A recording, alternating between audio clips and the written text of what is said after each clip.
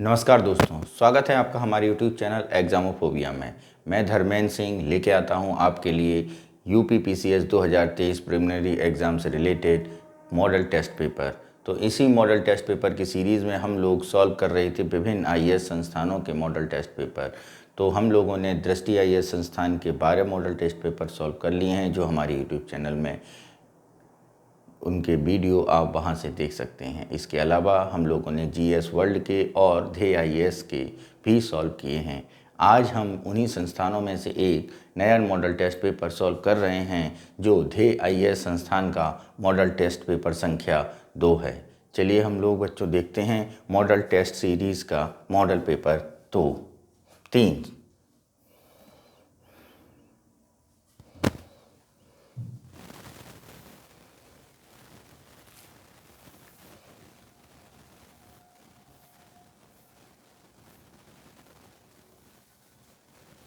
पहला क्वेश्चन है,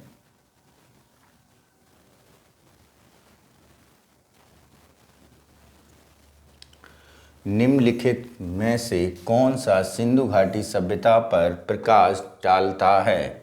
ए. शिलालेख, बी. पुरातत्व संबंधी खुदाई, सी. बर्तनों पर मोहरों की लिखावट, या डी. धार्मिक ग्रंथ। तो बच्चों, जैसा कि हम लोग जानते हैं, अभी तक हम लोग सिंधु घाटी सभ्यता के लेखों को पढ़ नहीं पाए हैं, उसकी स्क्रिप्ट को पढ़ नहीं पाए हैं। तो यहाँ पर जो सुटेबल आंसर होगा, और शिलालेख वहाँ मिले नहीं हैं, तो अन्य जो आर्कियोलॉजिकल डिपार्टमेंट या आर्कियोलॉजिकल जो भी अवशेष मिले हैं, उनसे ही हमें हड़प्पा सभ्यता, सिंधु घाटी सभ्यता की जानकारी मिली है। तो ऑप्शन नंबर बी हमारा सही उत्तर होगा, पुरातात्विक संबंधी खुदाई से। नेक्स्ट क्वेश्चन नंबर देखते हैं, क्वेश्चन नंबर 2, उसे समझते हैं। कौन सा हड़प्पा कालीन नगर 3 भागों में विभक्त था? ए. लोथल, बी. कालीबंगा, सी. धौलावीरा, या डी. सुरकोटदा। तो यहाँ पर बच्चों अगर हम बात करें, कौन सा नगर जो 3 भागों में विभाजित था, वो नगर है बच्चों धौलावीरा। कौन सा नगर है बच्चों? धौलावीरा। यह आयताकार था, जिसमें 3 भाग अगर हम बात करें तो कौन कौन से थे? एक था किला, एक था मध्य भाग, और तीसरा की अगर हम बात करें तो वो था निचला नगर।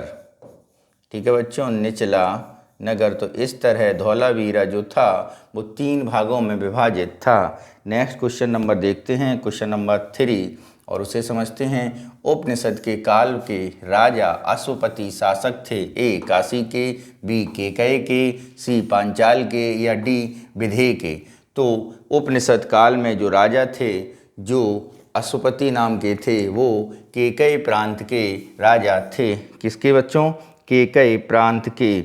यदि हम उपनिषद के बारे में बात करें क्या होते हैं, तो हम बता दें, उपनिषद यानी उप माने समीप बैठकर लिखा। उपनिषद यानी गुरु के समीप बैठकर लिखा गया ग्रंथ। क्या बच्चों? समीप बैठकर लिखा गया ग्रंथ क्या कहलाता है?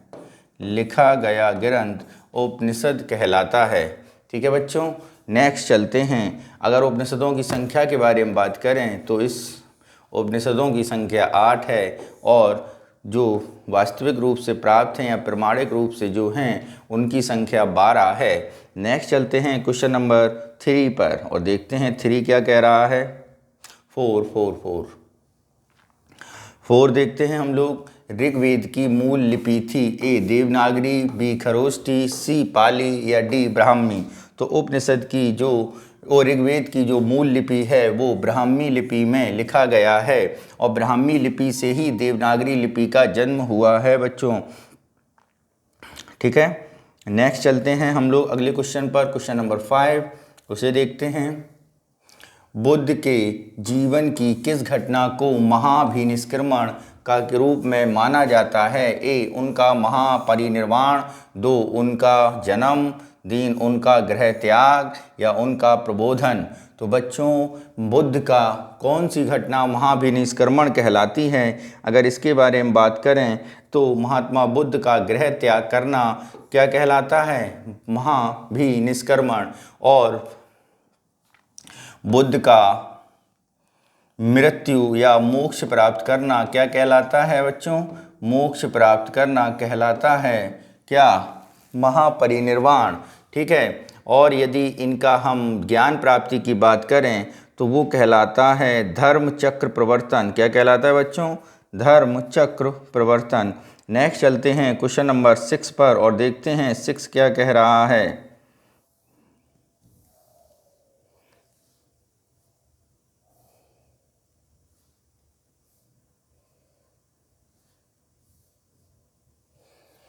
भगवान बुद्ध ने निम्नलिखित 4 आर्य सत्यों का प्रतिपादन किया। नीचे दिए गए कूट का प्रयोग करके उनका क्रम में रखिए।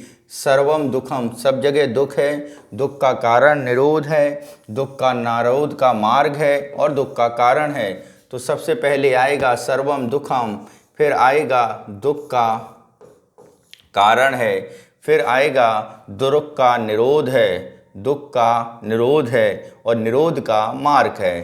ठीक है बच्चों, फिर आएगा निरोध का मार्ग है, यानी ADBC। क्या बच्चों? ADBC। ऑप्शन देखते हैं। ए में ADBC, बी में ADCB, सी में ACBD या डी में ABCD। तो बच्चों ये आंसर होगा ADBC, ऑप्शन ए। नेक्स्ट चलते हैं क्वेश्चन नंबर 7 पर और देखते हैं 7 क्या कह रहा है। निम्न मंदिरों को कालक्रमानुसार व्यवस्थित कीजिए और नीचे दिए गए कूट का सही उत्तर चुनिए। सबसे पहले बृहदेश्वर मंदिर, दूसरा गंगईकोंडचोलमपुरम मंदिर, तीसरा महाबलीपुरम मंदिर और चौथा सप्तपैगोडा मंदिर। तो एक में 1 2 4 3, बी में 3 1 4 3 4, सी में 4 3 2 1 4 और डी में 4 3 1 2। तो यदि हम यहाँ पे बात करें मंदिरों का किसने कौन सा बनवाया था, तो बच्चों अगर हम बात करते हैं सबसे पहले बृहदेश्वर मंदिर का, तो बच्चों बृहदेश्वर मंदिर जो है वो राजराज प्रथम ने बनवाया था। चोल राजा राजराज प्रथम ने बनवाया था। ठीक है। अगर हम बात करते हैं गंगईकोंडचोलपुरम इसके बारे में, तो गंगईकोंडचोलपुरम राजेंद्र प्रथम ने बनवाया था। किसने बच्चों? राजेंद्र प्रथम ने बनवाया था। अगर हम बात करते हैं महाबलीपुरम मंदिर का, तो बच्चों महाबलीपुरम मंदिर राज सिंह सैली ने बनवाया था। किसने बनवाया था? राज सिंह सैली ने। और अगर हम इनकी शताब्दी की बात करें तो ये 674 से 800 ईस्वी में बना था। 674 से 800 ईस्वी में। ठीक है। अगर हम यहीं पे बात करते हैं कि सप्तपैगोडा मंदिर जो मामल्ल शैली में है उसका निर्माण किसने करवाया था? सप्तपैगोडा मंदिर किस में है बच्चों? मामल्ल शैली में। ठीक है, मामल्ल शैली में। तो बात करते हैं कि कौन सा मंदिर कब बना, तो सबसे पहला मंदिर आपका सप्तपैगोडा यानी 4 नंबर सबसे पहले।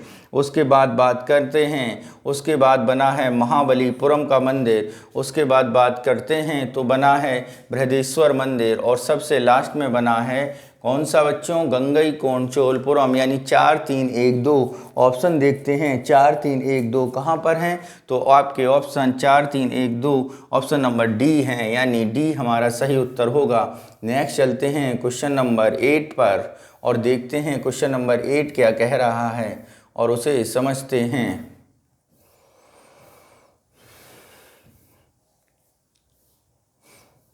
देखिए, चोल शासकों के शासनकाल में निम्नलिखित में से कौन सा वरियम उद्यान प्रशासन का कार्य देखता था? नेक्स्ट, पहला ए पोन वरियम, बी एरी वरियम, सी टोटर वरियम या डी संवत्सर वरियम। तो चोल शासकों में वरियम का काल या उद्यान वरियम का जो काम देखता था वो बच्चों देखता था टोट वरियम। कौन देखता था बच्चों? टोट वरियम। ठीक है।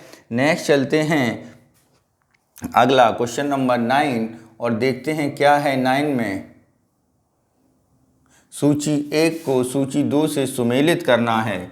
क्या करना है? और नीचे दिए गए कूट की सहायता से उत्तर देना है। पढ़नी एक तरफ राइटर हैं, एक तरफ उनके द्वारा रचित किताबें हैं। अगर हम पढ़नी की बात करें तो पढ़नी ने जो किताब लिखी है उसको अष्टाध्यायी कहा जाता है। वात्स्यायन की बात करें तो वात्स्यायन ने कामसूत्र लिखा है। चाणक्य की बात करें तो चाणक्य ने अर्थशास्त्र लिखा है। कल्हड़ की बात करें तो कल्हड़ ने कश्मीर का इतिहास राजतरंगिणी लिखा है। ऑप्शन में मिलाएं 3, 1, 4 और 2।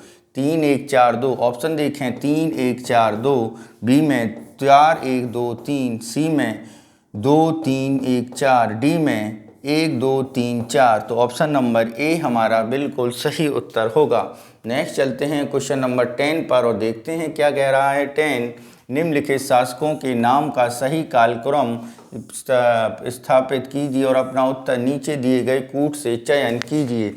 तो बच्चों यहाँ पे देखें, पहला है ए विद्याधर, 2 धंग, 3 यशोवर्मन और 4 कीर्ति वर्मा। ऑप्शन ए देखते हैं 3, 2, 1, 4। बी 1, 3, 2, 4। सी 3, 1, 4, 2। डी 2, 3, 1, 4। चलिए बच्चों ज़रा देखते हैं कौन सा इसमें सही उत्तर बैठेगा और उस हिसाब से अपना आंसर देखते हैं। तो यहाँ पे बच्चों यदि हम बात करें, ये सब चंदेल शासकों के राजाओं के नाम हैं और इनके अगर हम क्रम की बात करें तो बच्चों यशोवर्मन का जो कालक्रम है वो 930 से 950 है। धंग का क्रम देखें तो 950 से 1002 है। ठीक है बच्चों। कीर्ति वर्मा विद्याधर का काम देखें तो 1019 से 1029 तक है और कीर्ति वर्मन का कार्यकाल देखें तो 1060 से 1100 तक है। तो यहीं पे अगर हम कालक्रम में स्थापित करना है तो 3, उसके बाद 2, उसके बाद 1 और उसके बाद 4। 3, 2, 1, 4। ऑप्शन देखते हैं कहाँ पे मिलेंगे 3, 2, 1, 4। ए में ए 3, 2, 1, 4 है, यानी हमारा ऑप्शन नंबर ए सही उत्तर होगा। नेक्स्ट चलते हैं क्वेश्चन नंबर 11 पर और 11 देखते हैं क्या कह रहा है 11। नई दिल्ली का कौन सा सुल्तान अशोक स्तंभ को दिल्ली के लाया था? ए फिरोज शाह तुगलक, बी जलालुद्दीन खिलजी, सी मोहम्मद बिन तुगलक या डी कुतुबुद्दीन ऐबक। तो जैसा कि आप लोग जानते हैं अशोक के मेरठ के अभिलेख को कौन सा राजा दिल्ली के ले आया था? तो वो है आपका फिरोज शाह तुगलक। नेक्स्ट चलते हैं क्वेश्चन नंबर 12 पर। सूची 1 को सूची 2 से सुमेलित करें और नीचे दिए गए कूट का सही उत्तर बताएं। देखते हैं सूची 1 सूची 2 में क्या है।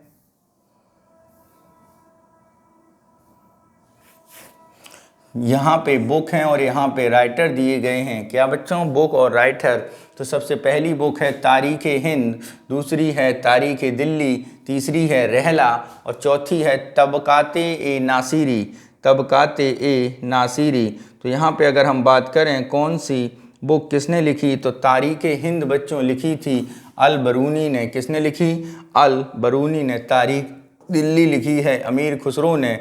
रहला के बारे में बात करें तो ये लिखी है इब्न बतूता ने और तबकात-ए-नासिरी लिखी है मिनहाज ने।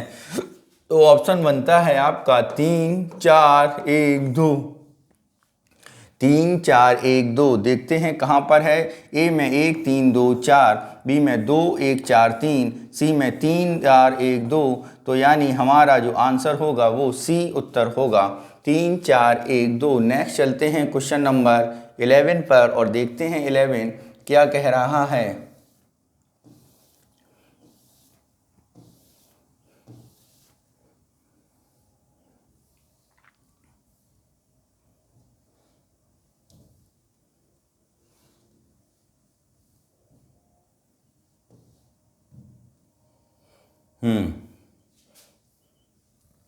नीचे 2 कथन दिए गए हैं जिनमें से एक अभिकथन ए, दूसरा कारण आर कहा गया है। अभिकथन और कारण के बारे में बताना है। तो जरा पढ़ते हैं अभिकथन। मध्यकाल में संगीत पर संस्कृत में लिखी गई अनेक पुस्तकों का फारसी अनुवाद किया गया था। ठीक है। आरंभिक चिश्ती सूफी संत संगीत और सभाओं में जिन्हें समा कहा जाता था के शौकीन थे। नीचे दिए गए कूट का सही उत्तर बताइए। तो बच्चों यदि यहाँ पे हम बात करें किसने ऐसा, किसके टाइम कौन सी बातें सही हैं या कौन सी गलत, तो बच्चों यदि हम बात करें मध्यकाल में संगीत संस्कृत के अनुवाद का, तो ये बात बिल्कुल सही है। और यदि हम बात करें उनके कारण का, तो ये कारण की व्याख्या तो नहीं करता, लेकिन बात बिल्कुल सही है। ठीक है, तो ऑप्शन देखते हैं, कारण इसका ये नहीं है, कारण सही नहीं बताया गया है, ये गलत है कारण के रूप में। तो देखते हैं, लेकिन वैसे स्टेटमेंट बिल्कुल सही है। तो बच्चों यहाँ पर अगर हम देखें कौन सी बातें सही हैं कौन सी गलत हैं, इनके बारे में देखेंगे तो ए तथा आर दोनों सही हैं। आर ए की सही व्याख्या करता है। ए तथा आर दोनों सही हैं, आर ए की व्याख्या नहीं करता है। बी, यानी ऑप्शन नंबर बी हमारा सही उत्तर होगा। नेक्स्ट चलते हैं क्वेश्चन नंबर 14 पर और देखते हैं 14 क्या कह रहा है।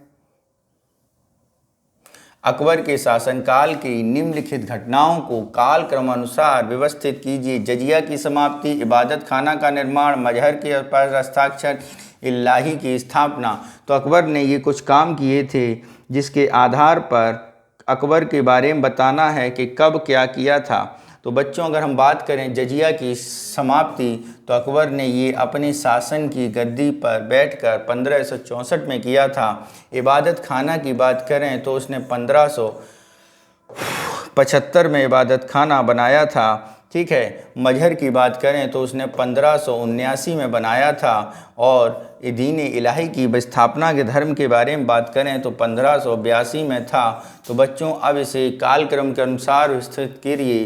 तो 1, 2, 3 और 4, यानी 1, 2, 3, 4 ऑप्शन ए में 1, 2, 3, 4 हैं, यानी हमारा ए ऑप्शन ही सही हो जाएगा। नेक्स्ट चलते हैं क्वेश्चन नंबर 15 पर, देखते हैं क्या कह रहा है। निम्नलिखित मुस्लिम शासकों का सही कालक्रम नीचे दिए गए कूट के अनुसार चुनिए। अहमद शाह अब्दाली, मोहम्मद शाह जहांगीर और बहादुर शाह द्वितीय। तो अगर हम मोहम्मद शाह के बारे में बात करें और बहादुर शाह द्वितीय के बारे में बात करें तो सबसे पहला था आपका जहांगीर।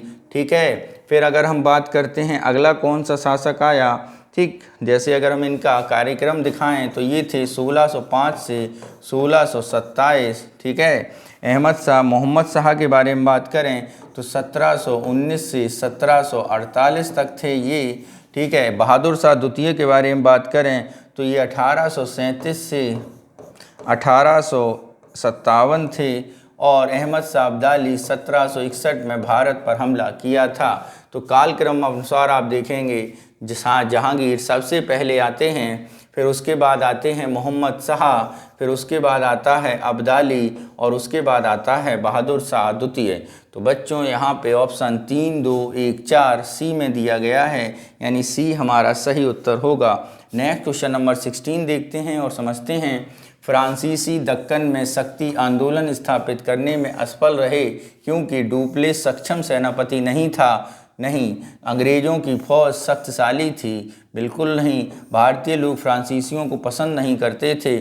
पांडिचेरी सामरिक केंद्र था। तो इनमें सटीक उत्तर की अगर हम बात करें बच्चों तो सटीक उत्तर बी ही बिल्कुल सही है, क्योंकि अंग्रेज़ों की फौज शक्तिशाली थी, इसीलिए दक्कन में शक्ति आंदोलन स्थापित करने में वो असफल रहे। नेक्स्ट चलते हैं क्वेश्चन नंबर 17 पर और उसे समझते हैं। क्वेश्चन 17 क्या कह रहा है। लॉर्ड वेलेजली की सहायक संधि को स्वीकार करने वाला पहला मराठा सरदार कौन था। ऑप्शन ए पेशवा पेशीराव द्वितीय, रघुजी भोंसले, दौलत राव सिंधिया या उपरोक्त में से कोई नहीं। तो वेलेजली की सहायक संधि को स्वीकार करने वाला पहला मराठा सरदार पेशवा बाजीराव द्वितीय ही था। नेक्स्ट चलते हैं क्वेश्चन नंबर 18 पर और उसे समझते हैं। क्वेश्चन नंबर 18 क्या है। विलय का सिद्धांत एक के तहत निम्नलिखित राज्यों में विलय पर विचार कीजिए और उन्हें कालक्रम अनुसार स्थापित कीजिए। इस पहले में 17 है, दूसरे में झांसी है, तीसरे में बघात है और चौथे में उदयपुर है। तो बच्चों यदि हम बात करें सतारा की, तो सतारा को अंग्रेज़ों ने विलय कर लिया था 1848 में कब कर लिया था? 1848 में। बघात की बात करें तो 1850 में। झांसी की बात करें तो 1856 में। झांसी की बात करें तो कब हुआ था बच्चों? 1854 में, ठीक है। और उदयपुर की बात करें तो वो 1852 में हुआ था। तो यहाँ पे अगर हम कालक्रम अनुसार स्थापित करेंगे तो पहला, फिर तीसरा, फिर चौथा और फिर दूसरा। 3 4 1 3 4 2, ऑप्शन 1 4 3 2, ठीक है। बी में 1 3 1 2 4, सी में 1 3 4 2, यानी सी ऑप्शन हमारा सही हो रहा है, ठीक है बच्चों। कौन सा ऑप्शन? सी ऑप्शन सही हो रहा है। नेक्स्ट चलते हैं क्वेश्चन नंबर 19 पर। क्या कह रहा है 19, इसे समझते हैं। नीचे दिए गए कथनों जिनमें एक ए है और दूसरा कारण आर है, देखते हैं ए क्या कह रहा है। ब्रिटिश काल में सामान्यतः भारत का व्यापार संतुलन अनुकूल था। धन की निकासी का स्वरूप अप्रतिफलित निर्यात थी। नीचे दिए गए कूट का सही उत्तर चयन कीजिए। ए तथा आर दोनों सही हैं। आर ए की व्याख्या करता है, ये बात ए में कही गई है। ए तथा आर दोनों सही हैं। आर ए की व्याख्या नहीं करता है, ये बी में कही गई है। ए सही परंतु आर गलत, ये सी में सही कही गई है। ए गलत परंतु आर सही, ये डी में कही गई है। तो यहाँ पे अगर हम बात करें कौन सी बातें बिल्कुल सही हैं, तो बच्चों ये दोनों बातें पूर्णतः सही हैं, यानी ऑप्शन नंबर ए हमारा बिल्कुल सही होगा। नेक्स्ट चलते हैं क्वेश्चन नंबर 20 पर और उसे समझते हैं। 20 क्या कह रहा है? 19वीं सदी में कृषक विद्रोहों को उनसे संबद्ध के साथ सुमेलित कीजिए। ए कुकी विद्रोह कहाँ हुआ था? कूका विद्रोह कहाँ हुआ था? पवाना विद्रोह कहाँ हुआ था? बिरसा मुंडा विद्रोह कहाँ हुआ था? तो बच्चों यदि हम बात करें कूके विद्रोह, तो कूके विद्रोह मणिपुर में हुआ था। तीसरा कूका विद्रोह पंजाब में हुआ था। पवाना कृषक विद्रोह बंगाल में हुआ था और बिरसा मुंडा बिहार और आज के झारखंड में हुआ था। ऑप्शन मिलाएं तो 4 1 3 और 2, 4 1 2 और 3, ये है 4 1 2 3। ऑप्शन देखते हैं। ए में 4 2 1 3, ठीक है। बी में 2 3 1 4, ठीक है। सी में 4 1 3 2, ठीक है। और डी में 4 1 2 3। तो ऑप्शन नंबर डी हमारा सही होगा, 4 1 2 3। कौन सा बच्चों? ऑप्शन नंबर डी हमारा सही सुमेलित होगा। नेक्स्ट क्वेश्चन नंबर 21 पर चलते हैं और देखते हैं 21 क्या कह रहा है।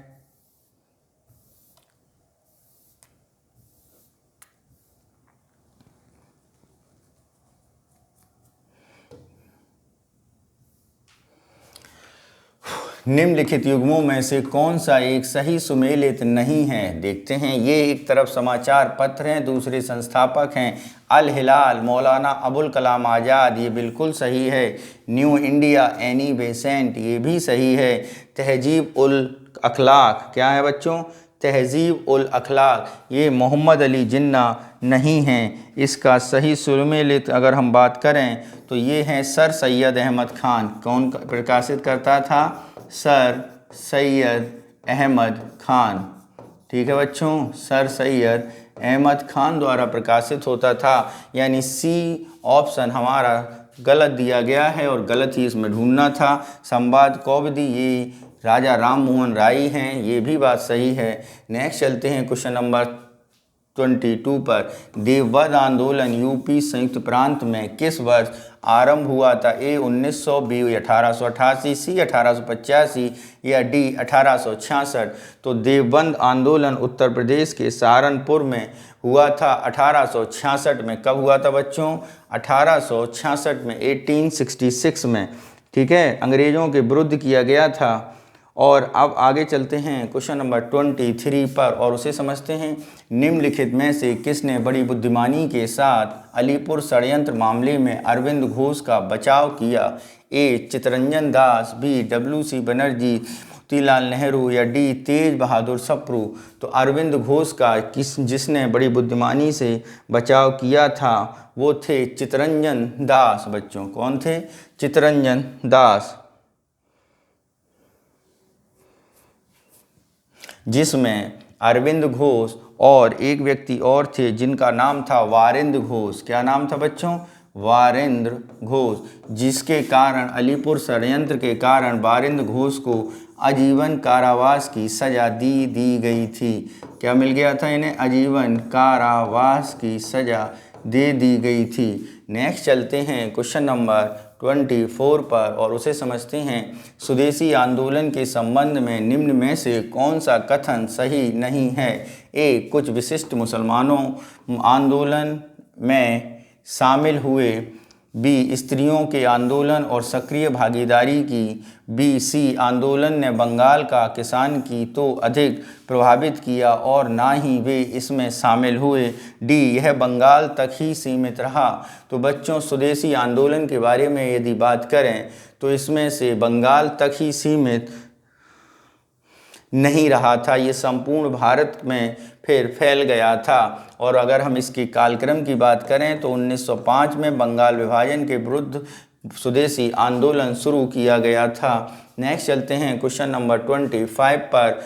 कौन सी महत्वपूर्ण घटना जलियांवाला बाग नरसंहार के तुरंत पूर्व घटी थी? ए, असहयोग आंदोलन। नहीं, रोलेट एक्ट का बनना, सांप्रदायिक अवार्ड या साइमन कमीशन का आना। तो रोलेट एक्ट से पहले बाद में ही जलियांवाला बाग हुआ था, यानी बी ऑप्शन हमारा सही होगा। कौन सा बच्चों? बी ऑप्शन हमारा सही होगा। नेक्स्ट चलते हैं क्वेश्चन नंबर 26 पर और देखते हैं क्या है। सुएज नहर क्षेत्र में उत्तर से दक्षिण दिशा की ओर पड़ने वाली झीलों का सही क्रम क्या है? A, Lake Timsah, Lake bitter lake, Great Bitter Lake या Lake Manzala.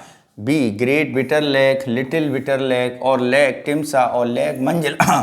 C, Lake Manzala, great bear bitter lake, Little Bitter lake और Lake Timsah. C, D, Lake Manzala, Lake Timsah, Lake bitter lake और Little Bitter Lake. तो यहाँ पे यदि हम बात करें सुएज नहर के बारे में तो Lake Manzala, Lake Timsah, Great Bitter lake और लिटिल बिटर लेक ये बिल्कुल सही क्रम है सुएज नहर का। ठीक है, अगर हम सुएज नहर के बारे में बात करें तो सुएज नहर भूमध्य सागर और लाल सागर को जोड़ती है। किसे जोड़ती है ये भी यहाँ पे बता दें। भूमध्य सागर और लाल सागर को जोड़ती है। नेक्स्ट चलते हैं क्वेश्चन नंबर 27 पर। किस पर बच्चों? 27 पर और देखते हैं 27 क्या कह रहा है। निम्नलिखित युग्मों में से कौन सा सही सुमेलित नहीं है? ए, क्वींसलैंड लोहा और इस्पात के लिए जाना जाता है। डेट्राइट ऑटोमोबाइल मोटर गाड़ी के लिए जाना जाता है। मेसाबी रेंज कोयला क्षेत्र के लिए जाना जाता है। फिलाडेल्फिया पोत निर्माण के लिए जाना जाता है। तो यदि यहाँ पे हम बात करें जो सही सुमेलित नहीं है वो मेसाबी रेंज है, सही सुमेलित नहीं है क्योंकि मेसाबी रेंज जो जानी जाती है वो कोयला नहीं अपितु लौह अयस्क के रूप में जानी जाती है। किसके बारे में बच्चों? लौह अयस्क के रूप में। ठीक है, किसके बारे में? लौह अयस्क के रूप में। नेक्स्ट चलते हैं क्वेश्चन नंबर 28 पर और देखते हैं 28 क्या कह रहा है और उसे समझते हैं। नीचे कथन में एक को अभिकथन ए तथा दूसरे को कारण आर कहा गया है। अभिकथन ए, पाकिस्तान में बांग्लादेश की तुलना में अधिक नस्लीय और जातीय विविधता है। बी, आर्क पंजाबी पाकिस्तान की आधिकारिक भाषा है जबकि अधिकांश लोग बोलने में उर्दू भाषा का प्रयोग करते हैं। तो यहाँ पे बच्चों बताना है कि पाकिस्तान के संबंध में कथन ए का कारण जो दिया गया है वो सही है या नहीं। तो बच्चों यदि हम बात करते हैं यहाँ पर जो कारण दिया गया है वो सही है या नहीं उसके बारे में, तो बच्चों यहाँ पे ए सो सही है और आर क्या है वो गलत है। ऑप्शन देखते हैं। ए में एक सही आर सही, आर ए की व्याख्या करता है। ए आर दोनों सही, आर ए की व्याख्या नहीं करता है। ए सही परंतु आर गलत, ए गलत परंतु आर सही। तो सी हमारा ऑप्शन सही होगा। ठीक है, क्योंकि पंजाबी उनकी आधिकारिक भाषा नहीं है, उर्दू उनकी आधिकारिक भाषा है और बोलने में वो पंजाबी भाषा का प्रयोग अधिक करते हैं। नेक्स्ट चलते हैं क्वेश्चन नंबर 29 पर और देखते हैं 29 क्या कह रहा है। सूची 1 को सूची 2 से सुमेलित करें और नीचे दिए गए कूट का सही उत्तर चुनें। एक तरफ है निर्जातीय समूह, दूसरे हैं देश। तो अगर हम बात करें ए का, ए यहूदी, तो यहूदी इज़राइल में रहते हैं। यदि हम बात करते हैं आगे टेंडा का, तो टेंडा जाति लीबिया में रहती है। यदि हम बात करें बेजा का, तो बेजा मिस्र में रहती है। लुर आपकी ईरान में रहती है। तो ऑप्शन में मिलाएं 4 3 1 2, 4 3 1 2। ऑप्शन देखते हैं ए 1 2 3 4, बी 4 1 2 3, सी 4 1 3 2 या डी 4 3 1 2। तो डी ऑप्शन हमारा सही होगा, 4 3 1 2। नेक्स्ट चलते हैं क्वेश्चन नंबर 13 पर और 13 को समझते हैं क्या कह रहा है 30 आपका।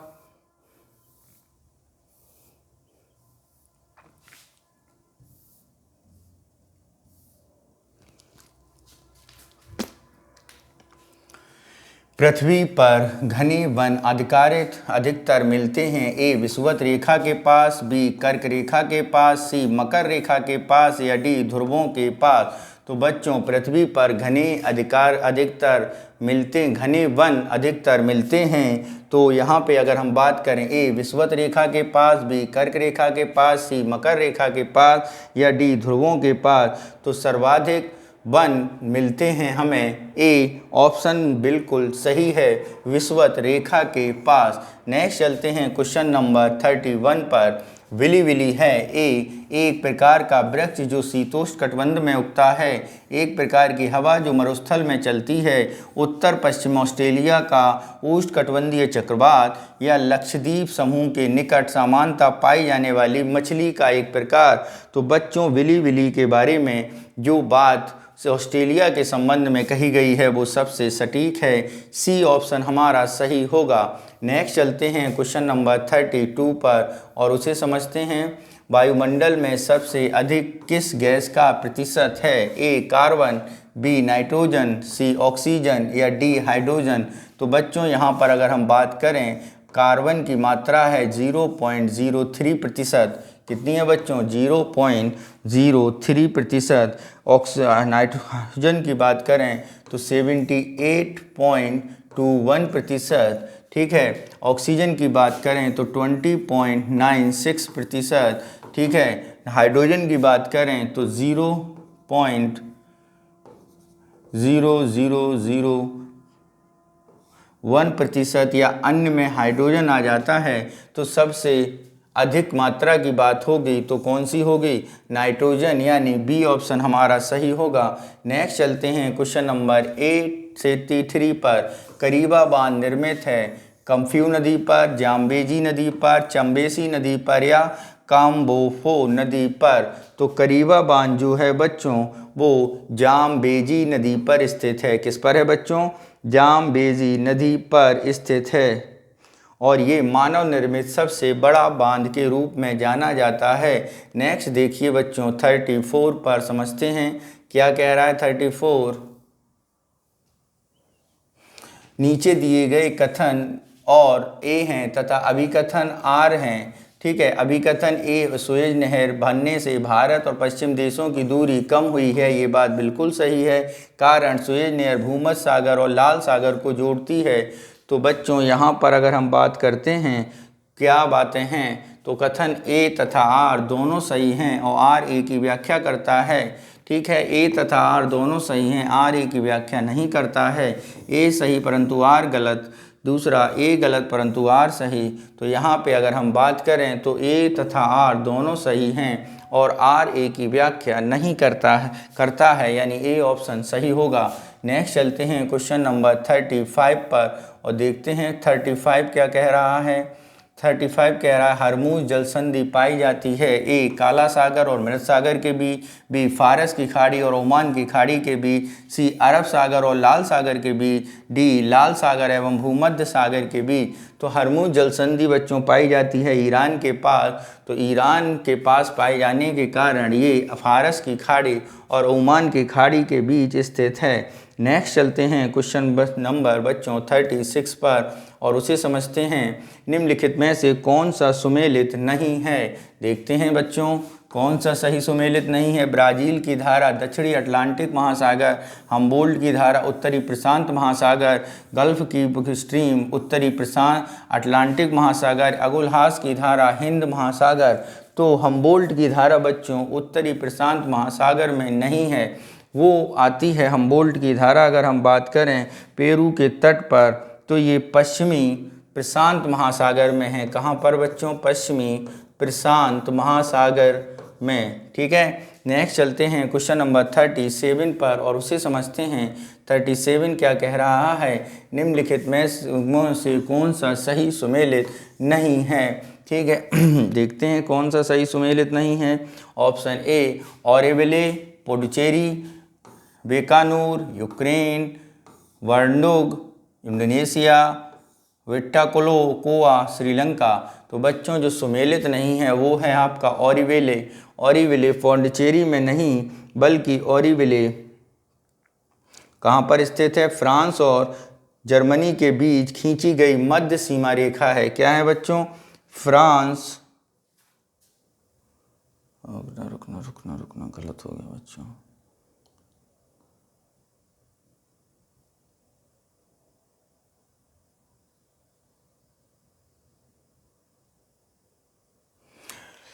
तो बच्चों यहाँ पे अगर हम बात करें तो यहाँ पे आपका ए ऑप्शन तो सही है, कौन सा ऑप्शन गलत है? तो अगर हम यहाँ पे बात करेंगे तो यहाँ पे बी ऑप्शन गलत है, क्योंकि बीकानेर यूक्रेन में नहीं बल्कि कजाकिस्तान में स्थित है। ठीक है, नेक्स्ट चलते हैं क्वेश्चन नंबर 38 पर और बताते हैं मैगिनॉट रेखा थी। ए फ्रांस और जर्मनी के बीच की सीमा, बी पूर्व जर्मनी और पोलैंड के बीच की सीमा, सी अमेरिका और कनाडा के बीच की सीमा, डी भारत और अफगानिस्तान के बीच की सीमा। तो यहाँ पे मैगिनॉट रेखा के बारे में बात करें तो मैगिनॉट रेखा बच्चों जो थी वो आपकी थी फ्रांस और जर्मनी के बीच की सीमा रेखा। ठीक है बच्चों, नेक्स्ट चलते हैं अगले क्वेश्चन नंबर 99 पर और देखते हैं क्या कह रहा है 39। निम्नलिखित देशों में कौन सा देश स्थल बाधित है? Afghanistan, Hungary, Malaysia, Switzerland.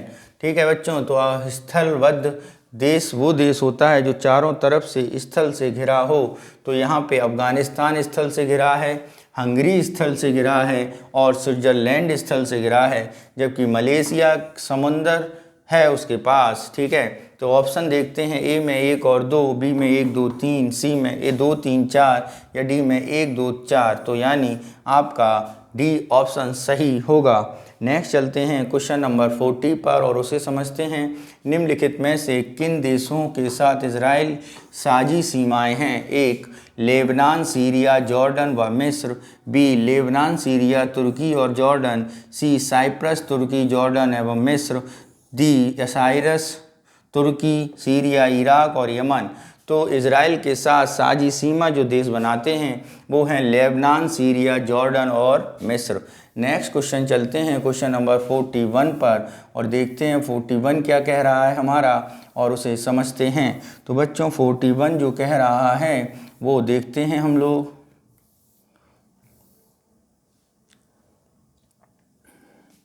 निम्नलिखित युग्मों में से कौन सा सही सुमेलित नहीं है ये बताना है। ए बाल को रायपुर में, हिंडाल को पिपरी में, नाल को भुवनेश्वर में और HCL आपका खेतरी में है। तो यहाँ पे अगर हम बात करें 41 में तो कौन सा सही सुमेलित नहीं है बच्चों? ए बाल को सही सुमेलित नहीं है, क्योंकि बाल को जो कंपनी है वो रायपुर छत्तीसगढ़ में नहीं बल्कि कोरबा छत्तीसगढ़ में है। कहाँ पे बच्चों? कोरबा छत्तीसगढ़ में। ठीक है बच्चों, यानी अगर हम बात करते हैं यहाँ पे तो क्वेश्चन नंबर 41 का आंसर होगा 41 का ए। नेक्स्ट चलते हैं क्वेश्चन नंबर 42 और समझते हैं क्या है। संगमरमर क्या होता है? ए अवसादी चट्टान, बी कायांतरित चट्टान, सी आग्नेय चट्टान या डी इनमें से कोई नहीं। तो संगमरमर जो होता है बच्चों वो होता है आपका कायांतरित चट्टान, यानी बी ऑप्शन बिल्कुल सही होगा। नेक्स्ट चलते हैं क्वेश्चन नंबर 43 पर और उसे समझते हैं। क्या कह रहा है 43? भारत का लौह अयस्क भंडार निम्नलिखित में से कौन से शैल समूह स्थित हैं? ए धारवाड़, बी कडप्पा, सी विंध्यन या डी गोंडवाना। तो भारत में लौह अयस्क भंडार सम्मिलित हैं। अगर हम इनके बारे में बात करें तो भारत के लौह अयस्क के भंडार बच्चों धारवाड़ में स्थित हैं। कहाँ पर स्थित हैं बच्चों? धारवाड़ में। नेक्स्ट चलते हैं क्वेश्चन नंबर 44 पर और देखते हैं कपास के रेशे प्राप्त होते हैं। ऑप्शन ए पर्ण से, बी बीज से, सी तने से या डी मूल से। तो बच्चों यहाँ पर कपास के रेशे कपास के बीज से प्राप्त किए जाते हैं। नेक्स्ट चलते हैं क्वेश्चन नंबर 45 पर। भारत में एग्रो इकोलॉजिकल जोन्स कृषि पारिस्थितिकी क्षेत्रों की कुल संख्या है। ए 15, बी 17, सी 19 या डी 20। तो यहाँ पे कितनी है बच्चों? 15 है। कितनी है बच्चों? 15 कृषि पारिस्थितिकी जोन्स। अच्छा, कृषि पारिस्थितिकी है बच्चों, और वो था आपका क्या? वो था आपका कृषि जलवायु जोन। तो कितनी है कृषि पारिस्थितिकी बच्चों? 20 है। कितनी है बच्चों? 20 है।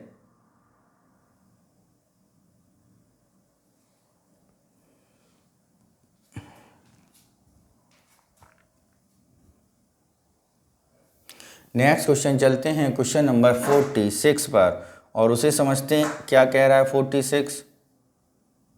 सूची 1 और सूची 2 को सुमेलित करना है। सूची 1 में नदियां हैं और बी में बांध दिए गए हैं। यदि हम बात करें बेतवा पर तो माता टीला बांध बना है, हीराकुंड नदी पर बना है, गांधी सागर चंबल पर बना है, ताप्ती काकरा पारा पर बना है। तो ए का 2, बी का 1, सी का 4 और डी का 3। ए 2 1 4 3 ऑप्शन देखते हैं। 3 4 1 2, 2 1 4 3 यानी बी ऑप्शन हमारा सही होगा। नेक्स्ट चलते हैं क्वेश्चन नंबर 47 पर और देखते हैं क्या कह रहा है 47।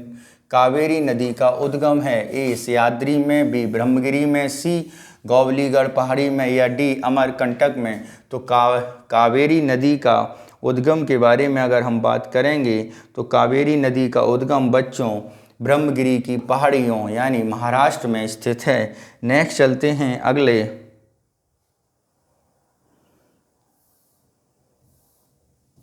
Question number 48।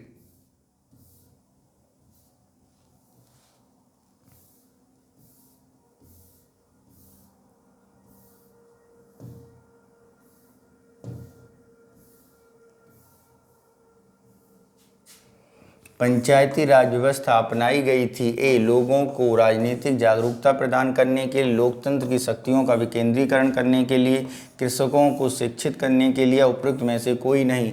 तो पंचायती राज व्यवस्था बच्चों अपनाई गई थी लोकतंत्र की शक्तियों का विकेंद्रीकरण के लिए। नेक्स्ट चलते हैं क्वेश्चन नंबर 49। निम्नलिखित में से कौन सा एक सामुदायिक विकास का पहला स्थापित कार्यक्रम है? ए राष्ट्रीय प्रसार सेवा, बी समन्वित ग्रामीण विकास कार्यक्रम, डी सहकारिता आंदोलन या डी सामान्य सहायता अनुदान कार्यक्रम। तो अगर हम बात करें 49 में सामुदायिक विकास के लिए निम्नलिखित में से कौन सा कार्यक्रम है, तो वो है राष्ट्रीय प्रसार सेवा, यानी ए ऑप्शन सही होगा। नेक्स्ट चलते हैं क्वेश्चन नंबर 50 पर और देखते हैं भारतीय संविधान का भाग 16 अनुच्छेद 330 से 342 तक संबंधित है। ए प्रशासनिक अधिकरण से, बी अभिनव भारतीय सेवाओं से, अखिल भारतीय सेवाओं से। ये बच्चों क्या लिखा है? अखिल भारतीय सेवाओं से, बी वित्त आयोग से, डी लोकसभा अनुसूचित जाति जनजातियों के आरक्षण तथा अंगल भारतीयों के समुदाय को प्रतिनिधित्व से। तो यहाँ पे अगर हम भारतीय संविधान में पार्ट 16 की बात करें जो 330 से 342 तक है उसमें समन्वित किया गया है। तो बच्चों उसमें लोकसभा में अनुसूचित जातियों और जनजातियों के आरक्षण का प्रतिनिधित्व किया गया है। यानी डी ऑप्शन हमारा बिल्कुल सही है। अगर हम इसे डिटेल में जाएं तो 330 जो है वो लोकसभा में एससी और एसटी के बारे में कहता है। 331 के बारे में बात करें तो आंग्ल भारतीयों के बारे में कहता है, ठीक है। और 104वें संविधान संशोधन से इसे समाप्त कर दिया गया है, ये भी जानना जरूरी है, ठीक है।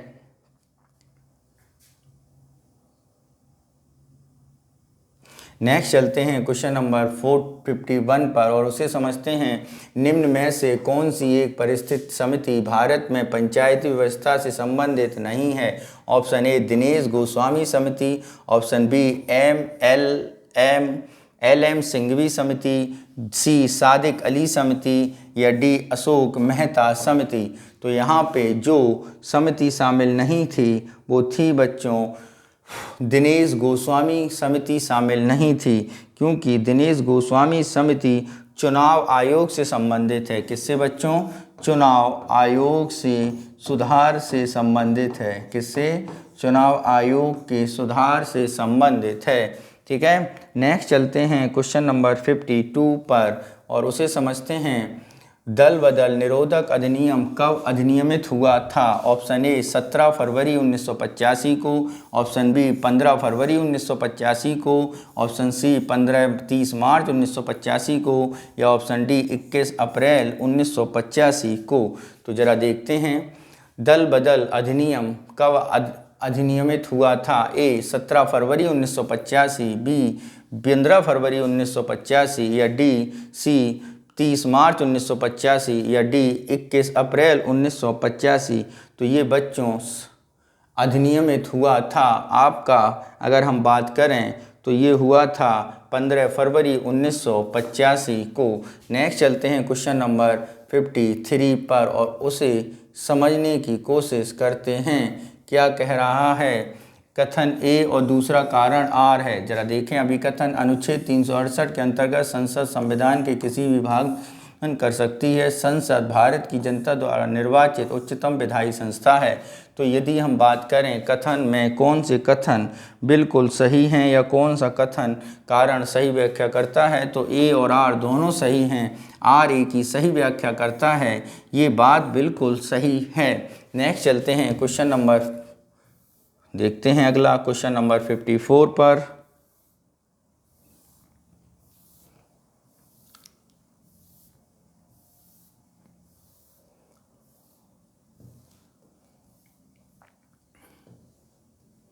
राज्य विधानमंडलों के निर्वाचन हेतु सिद्धांतों में सम्मिलित है। ए वयस्क मताधिकार के आधार पर होंगे, बी प्रत्येक क्षेत्रीय निर्वाचन क्षेत्रों के लिए केवल एक निर्वाचक सूची होगी, सी 3 धर्म प्रजाति लिंग आदि के लिए निर्वाचक सूची होगी, बनाने में कोई स्थान नहीं होगा, 4 राजनीतिक दलों में अपने स्वयं के मानक स्थापित करने की स्वतंत्रता होगी।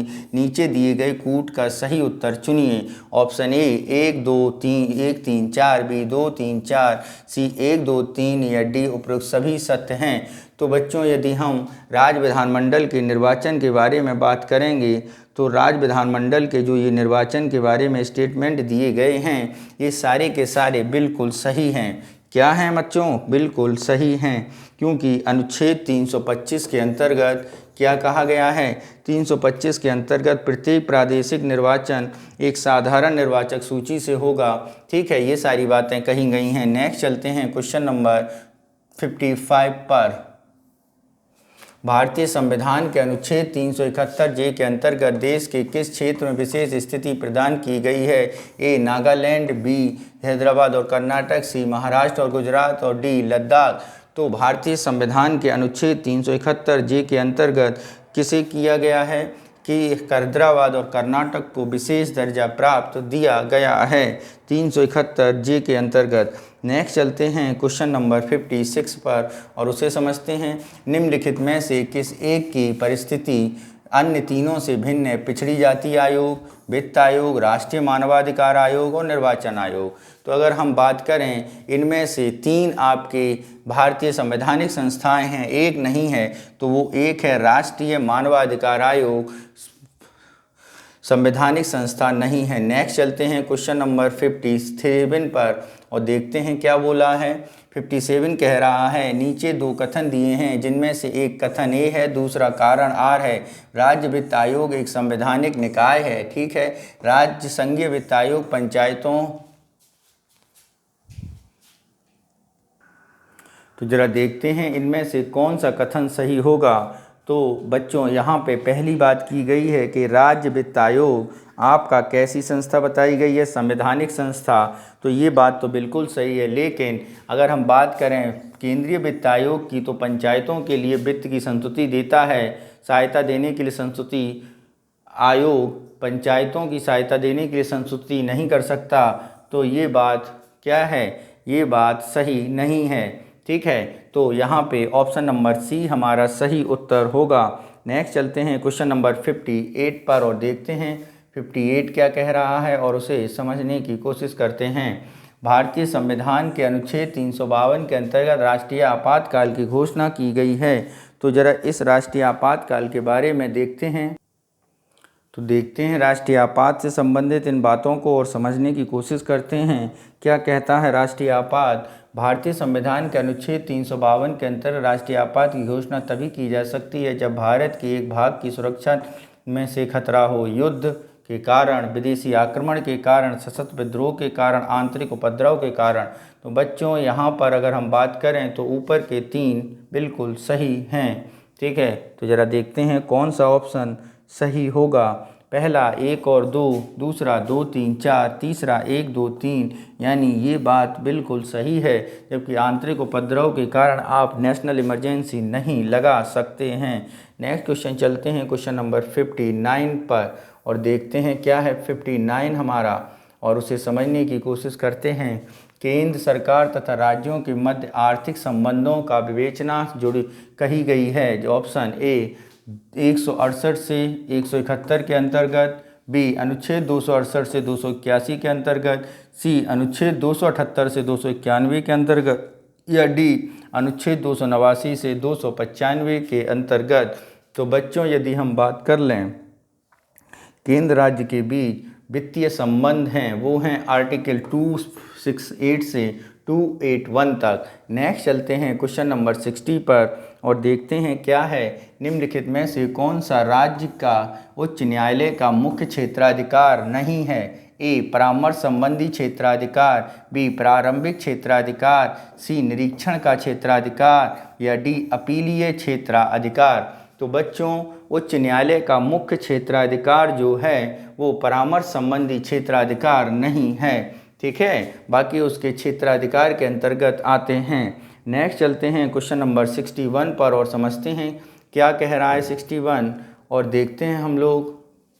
तो 61 कह रहा है निम्नलिखित कथनों पर विचार करिए। राज्यपाल को उच्च न्यायालय के न्यायाधीश की नियुक्ति का अधिकार नहीं है। ठीक है, यह विधानमंडल का हिस्सा नहीं है। ठीक है, उन्हें विधान परिषद में कुछ सदस्यों को मनोनीत करने का अधिकार है। ठीक है, उनके पास कोई न्यायिक शक्ति नहीं है। तो यहाँ पे हमें देखना है कौन सी बात सही नहीं है। न्यायाधीश को नियुक्ति का अधिकार, ये बात बिल्कुल सही है। यह विधानमंडल का हिस्सा नहीं, ये बात गलत है। उन्हें विधान परिषद में कुछ सदस्यों, ये भी बात सही है। उनके पास कोई, ये भी बात गलत है। यानी इसके 2 और 4 गलत हैं और 1 और 3 सही हैं। तो ऑप्शन देखते हैं कहाँ पर 1 और 3 होंगे। तो बच्चों ए में 1 और 2 हैं, बी में 1 और 3 हैं, यानी बी ऑप्शन हमारा सही ऑप्शन होगा। नेक्स्ट चलते हैं क्वेश्चन नंबर 62 पर और देखते हैं 62 क्या कह रहा है, उसे समझते हैं। किस कानून के अंतर्गत यह विहित है कि भारत उच्चतम न्यायालय की संपूर्ण कार्रवाई अंग्रेजी भाषा में होगी?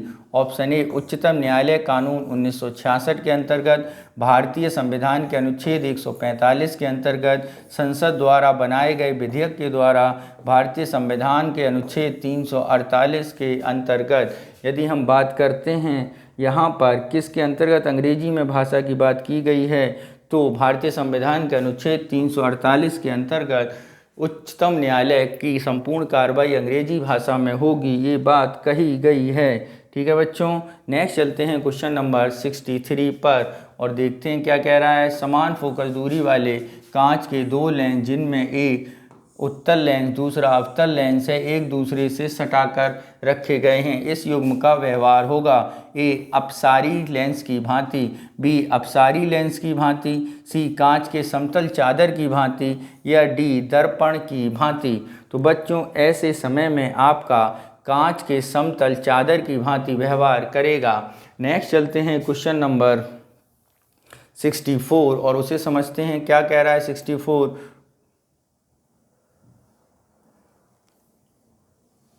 निम्नलिखित कथनों पर विचार करिए। हृदय अपस्रव्य आवृत्ति पर कंपन करता है। 2 ध्वनि की गति गैस में ठोस की तुलना में अधिक होती है। 3 मेघ संख्या ध्वनि की गति में वर्णित करने के लिए प्रयोग में लाए जाते हैं। 4 पराश्रव्य ध्वनि आवृत्ति 20,000 हर्ट्ज से अधिक होती है। तो यहाँ पे यदि हम बात करें कौन से कथन सही हैं, तो यहाँ पे बच्चों ध्वनि के बारे में जो बात गति के लिए कही गई है ये कथन गलत है। ठीक है, बाकी सारे कथन सही हैं क्योंकि ध्वनि ठोसों में सर्वाधिक होती है। और 3 और 4 तो ऑप्शन 1 3 4 कहाँ पे मिलेंगे। ए में 1 2 3, बी में 2 3 4, सी में 1 3 4 यानी सी ऑप्शन हमारा सही होगा। नेक्स्ट चलते हैं क्वेश्चन नंबर 65 पर और देखते हैं क्या है। सूची 1 और सूची 2 को चुनिए और मापी गई इकाई और यंत्र को मिलाइए।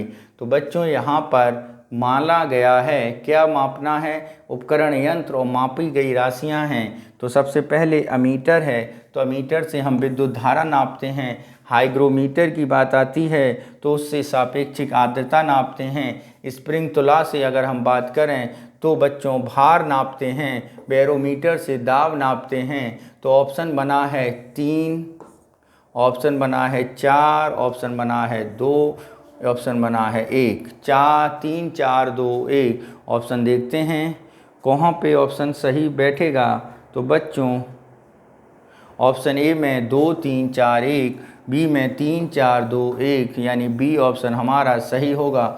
नेक्स्ट चलते हैं क्वेश्चन नंबर 66 पर और देखते हैं क्या कह रहा है। 66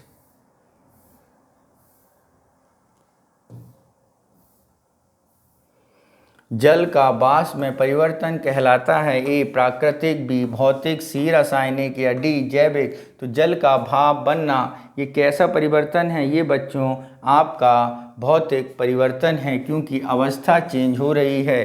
तो द्रव से किस अवस्था में जा रहा है, गैस अवस्था में, यानी ये कैसी है आपकी भौतिक अवस्था में परिवर्तन है।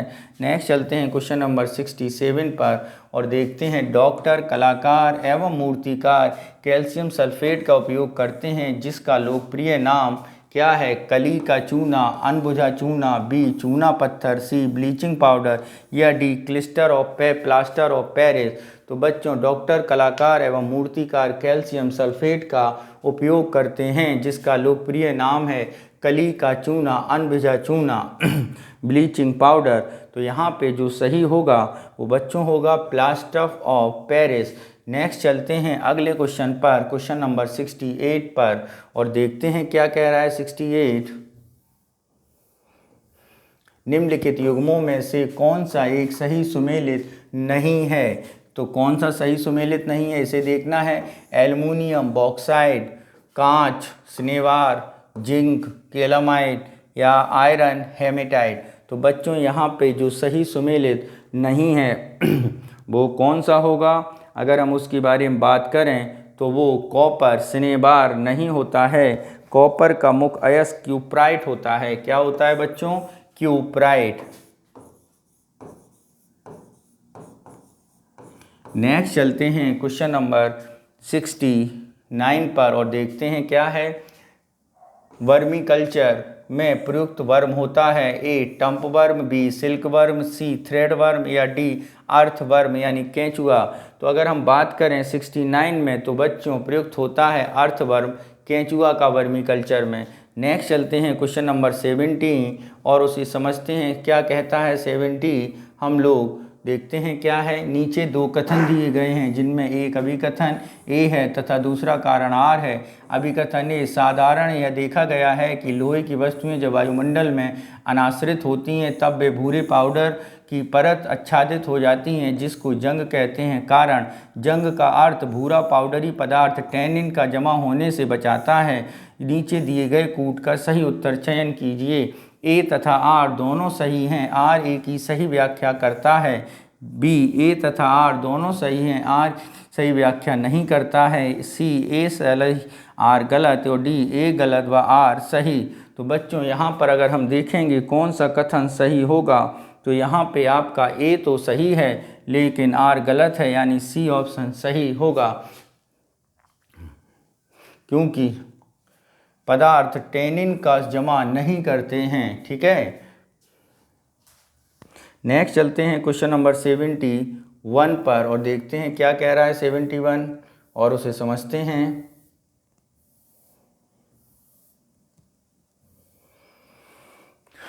कथन और आर बताए गए हैं। मरुस्थलीय पौधों को जड़ तंत्र काफ़ी लंबे होते हैं। मृदा उच्च तापमान पर जड़ का विकास उत्साहित करता है। तो अगर ऑप्शन की बात करें कौन सा इनमें से बिल्कुल सही होगा तो ए तथा आर दोनों सही हैं, आर ए की गलत व्याख्या करता है। ए तथा आर दोनों सही, आर ए की व्याख्या नहीं करता। ए सही परंतु आर गलत, यही बात बिल्कुल सही है, क्योंकि पानी की तलाश में जड़ें नीचे तक चली जाती हैं। उच्च टेम्परेचर का कोई इसमें खास बात नहीं है। नेक्स्ट चलते हैं क्वेश्चन नंबर 72 पर और उसे समझते हैं। सर्वाधिक मात्रा में निम्नलिखित में से हड्डियों में लवण मानव हड्डी में सर्वाधिक मात्रा में पाया जाता है। A, magnesium chloride, B, calcium carbonate, C, calcium phosphate या डी, सोडियम क्लोराइड। तो मानव हड्डी पर सर्वाधिक पाया जाने वाला जो तत्व है वो है कैल्शियम फास्फेट। क्या है बच्चों? Calcium phosphate. नेक्स्ट चलते हैं क्वेश्चन नंबर 73 पर और इन्हें सूची में मिलाते हैं और कूट देखते हैं कौन सा कूट सही सुमेलित है। देखें हम लोग, सूची ए में विटामिन है और इससे होने वाले रोग हैं। तो रेटिनॉल, इससे हमें बांध्यता हो जाती है। ठीक है, टैकोफोरॉल, टैकोफोरॉल से बच्चों होता है, टैकोफोरॉल से बांध्यता हो जाती है और रेटिनॉल से रक्त सूख कर लाल हो जाता है। साइनोकोबाइल एमीन, इससे बच्चों घातक रक्त अल्पता आ जाती है। पायरिडॉक्सिन, इससे मानसिक व्याधि आती है। यानी 3, 4, 1 और 2, 3, 4, 1, 2 ऑप्शन देखते हैं कौन सा होगा। ए में 1, 2, 3, 4, बी में 3, 4, 1, 2, सी में 4, 3, 2, 1, डी में 3, 4, 2, 1। तो बच्चों बी ऑप्शन हमारा बिल्कुल सही होगा। ठीक है, नेक्स्ट चलते हैं क्वेश्चन नंबर 74 पर और देखते हैं 74 क्या कह रहा है हम लोगों से, समझते हैं उसे। निम्नलिखित युग्मों में से कौन सा सही सुमेलित नहीं है। ए, क्लोरोफिल मैग्नीशियम होता है, सही बात है। हीमोग्लोबिन आयरन होता है, सही है। खाने के नमक में सोडियम नहीं, इसमें आयोडीन होता है। क्या बच्चों? आयोडीन होता है, ये गलत है। और कपड़े धोने में पोटेशियम होता है, ये बात भी सही है। नेक्स्ट चलते हैं अगले 74 में अगर हम बात करें तो 74 में सोडियम होता है। ठीक है बच्चों, क्या होता है? सोडियम होता है। गलत कौन सा है फिर? अगर हम गलत की बात करेंगे तो गलत बच्चों हमारा है, कौन सा गलत होगा? गलत हमारा होगा पोटेशियम वाला। तो यहाँ पे पोटेशियम ना होकर कपड़े धोने में सोडियम कार्बोनेट होता है। क्या होता है बच्चों? Sodium carbonate. तो ऑप्शन नंबर डी हमारा सही सुमेलित नहीं है, जो कि सही आंसर होगा। नेक्स्ट चलते हैं क्वेश्चन नंबर 55 पर और देखते हैं क्या है। मानव मस्तिष्क के बारे में निम्नलिखित कथनों पर विचार कीजिए। पहला कथन क्या है, जरा उसे समझते हैं। मस्तिष्क हृदय गति को नियंत्रित करने के लिए उत्तरदायी है। ठीक है। यह शरीर के संतुलन के लिए उत्तरदायी है, ये भी ठीक है। यानी दोनों बातें सिर्फ ठीक हैं, केवल एक सही, केवल दो सही, एक और दो दोनों सही, यानी सी हमारा ऑप्शन सही होगा। नेक्स्ट चलते हैं क्वेश्चन नंबर 76 पर और उसे समझते हैं क्या कहता है 76। तृतीयक प्रतिजन डीपीटी बच्चे को दी जाती है, ठीक है, के लिए रोहिणी पोलियो चेचक के लिए, पोलियो रोहिणी टिटनेस से, चेचक कुक्कुर खांसी और टिटनेस से, रोहिणी कुक्कुर खांसी और टिटनेस से।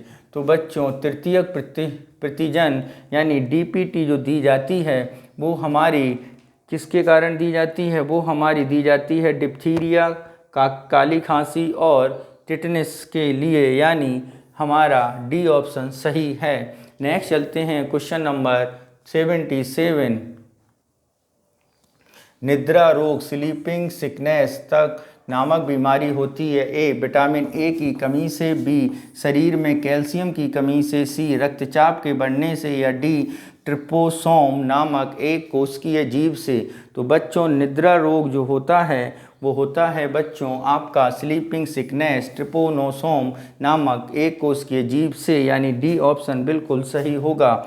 नेक्स्ट चलते हैं क्वेश्चन नंबर 78 पर और देखते हैं क्या है 78। निम्नलिखित में से कौन सा सही सुमेलित नहीं है। अमीर खुसरो का जन्म एटा में हुआ था, मिर्जा गालिब का आगरा में, जोश का महिलाबाद में, राम प्रसाद बिस्मिल ये प्रयागराज में नहीं है। राम प्रसाद बिस्मिल के बारे में अगर बात करें तो राम प्रसाद बिस्मिल हमारे हुए थे शाहजहांपुर में। कहाँ पे बच्चों? शाहजहांपुर में, उत्तर प्रदेश, ठीक है। यानी जो सही सुमेलित नहीं है वो आपका डी यानी राम प्रसाद बिस्मिल सही सुमेलित नहीं है। 979 चुनारगढ़ में अनूप वेदिका जिनकी वे हैं आदि शंकराचार्य, बी भर्तृहरि, सी चैतन्य, या डी रामानंद। तो 79 का बच्चों आंसर होगा क्या? तो 79 का बच्चों आंसर होगा भर्तृहरि। चुनारगढ़ में अनूप वेदिका हैं तो वो हैं भर्तृहरि।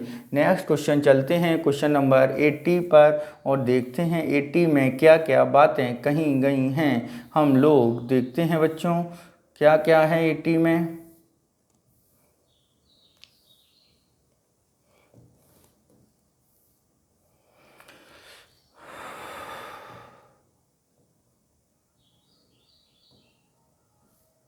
यूपी में समय समय पर दिए गए नामों के संबंध में विचार कीजिए। उत्तर पश्चिमी प्रांत, आगरा अवध संयुक्त प्रांत और उत्तर प्रदेश। तो बच्चों उत्तर प्रदेश नाम मिला हमें 1950 में, ठीक है बच्चों। कब मिला? 1950 में। उत्तर पश्चिमी प्रांत बोला जाता था 1836 में। आगरा संयुक्त प्रांत बच्चों नाम दिया गया 1877 में और संयुक्त प्रांत नाम दिया गया 1937 में, ठीक है बच्चों। यदि हम यहीं पर मिलाएं तो बच्चों आपका मिलेगा 4 3 2 1। ऑप्शन देखते हैं 4 2 3 1, बी 4 4 3 2 4 1, सी 4 3 2 1, यानी सी ऑप्शन हमारा सही होगा। नेक्स्ट चलते हैं क्वेश्चन नंबर 1 पर और देखते हैं उत्तर प्रदेश के निम्नलिखित नगरों में से किस एक में निगम नहीं है। अलीगढ़ में है, सहारनपुर में है, मुरादाबाद में है, कहाँ पर नहीं है बच्चों? बस्ती में नहीं है। नेक्स्ट चलते हैं क्वेश्चन नंबर 82। उत्तर प्रदेश राज्य पर्यटन विकास निगम लिमिटेड की स्थापना की गई थी। ए 1974, बी 1978, सी 1984 या डी 1990। तो उत्तर प्रदेश राज्य पर्यटन विकास निगम लिमिटेड की स्थापना की गई थी बच्चों कहाँ पे अगर बात करते हैं तो उसकी स्थापना की गई थी 1978। कब की गई थी? 1974 में की गई थी। नेक्स्ट चलते हैं बच्चों क्वेश्चन नंबर अपने 83 पर, देखते हैं क्या कह रहा है 83। उत्तर प्रदेश में मान्यता प्राप्त स्टॉक एक्सचेंज कौन सा है? ए लखनऊ में, बी कानपुर में, सी बनारस में या डी गाजियाबाद में। तो उत्तर प्रदेश में मान्यता प्राप्त बच्चों है स्टॉक एक्सचेंज कानपुर में। नेक्स्ट चलते हैं क्वेश्चन नंबर 84 पर और उसे समझते हैं 84। उत्तर प्रदेश निम्नलिखित नगरों का भौगोलिक क्षेत्रफल की दृष्टि से सही अवरोही क्रम देखते कौन सा ऑप्शन सही होगा। ऑप्शन में क्या दिया गया इसे समझते हैं। बनारस, बागपत, संत कबीरदास नगर, गौतम बुद्ध नगर। ए में संत रविदास बनारस, बागपत, गौतम बुद्ध नगर। बी में गौतम बुद्ध नगर, बनारस, संत रविदास नगर और बागपत। सी में बनारस, गौतम बुद्ध नगर, बागपत, संत रविदास नगर। तो बच्चों ये ऑप्शन डी हमारा सही होगा। नेक्स्ट चलते हैं क्वेश्चन नंबर 85 पर और देखते हैं 85 में क्या क्या दिया गया है। जनगणना 2011 के अनुसार उत्तर प्रदेश की साक्षरता दर 2001 से 11 तक कितनी वृद्धि हुई है। तो बच्चों जनगणना के अनुसार हमारी वृद्धि 11.45 हुई है, 12.45 हुई है, 13.45 हुई है या 14.45% बढ़ी है। तो ये बढ़ी है 11.45%, क्योंकि 2001 में हमारी साक्षरता दर थी 67.768 कितनी थी, और 2011 में हमारी हो गई है कितनी, अगर हम बात करें 2011 में ये हो गई है, और 2001 में हमारी कितनी थी, 2001 में थी 56,727 पर। नेक्स्ट चलते हैं क्वेश्चन नंबर 86 पर और उसे समझते हैं। कूट 1 को कूट 2 से मिलाना है। ए में सोनभद्र, बी में सूची 2। तो देखते हैं सोनभद्र में क्या है, क्या मिला है बच्चों। नॉन प्लास्टिक फायर क्ले, चूना पत्थर, शीशे, बालू की और मिर्ज़ापुर के बारे में बात की गई है।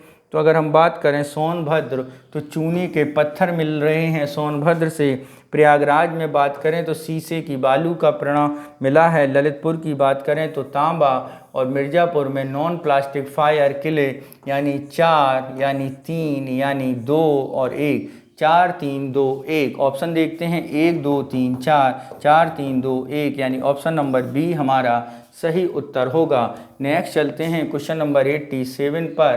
देखते हैं लाल मिट्टी पाई जाती है जनपद आगरा और मथुरा में, एटा और मैनपुरी में, मिर्ज़ापुर और झांसी में, सीतापुर और बाराबंकी में। तो लाल मिट्टियाँ कहाँ पाई जाती हैं, यदि हम इनकी बारे में बात करें तो लाल मिट्टियाँ बच्चों मिर्ज़ापुर और झांसी में पाई जाती हैं। ठीक है बच्चों, नेक्स्ट चलते हैं अगले क्वेश्चन नंबर 88 पर और उसे समझते हैं। 88 क्या कह रहा है।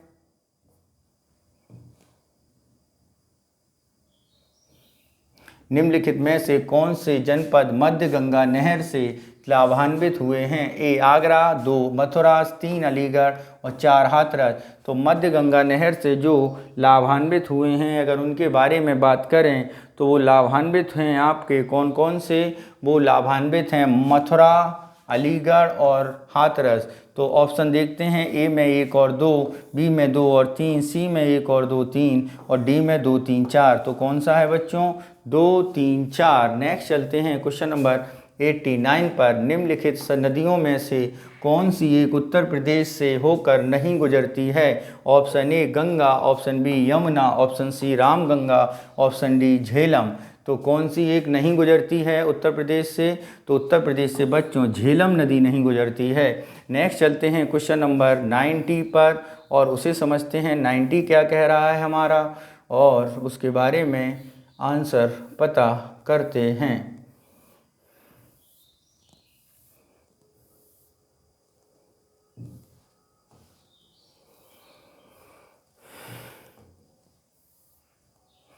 सूची 1 सूची 2 को सम्मिलित करें और नीचे दिए गए कूट से सही उत्तर चुनिए। एक तरफ नगर है, दूसरी तरफ हवाई अड्डा है। लखनऊ की बात करें तो अमौसी हवाई अड्डा, इसमें बाबतपुर, कानपुर में चकेरी और आगरा में खेरिया।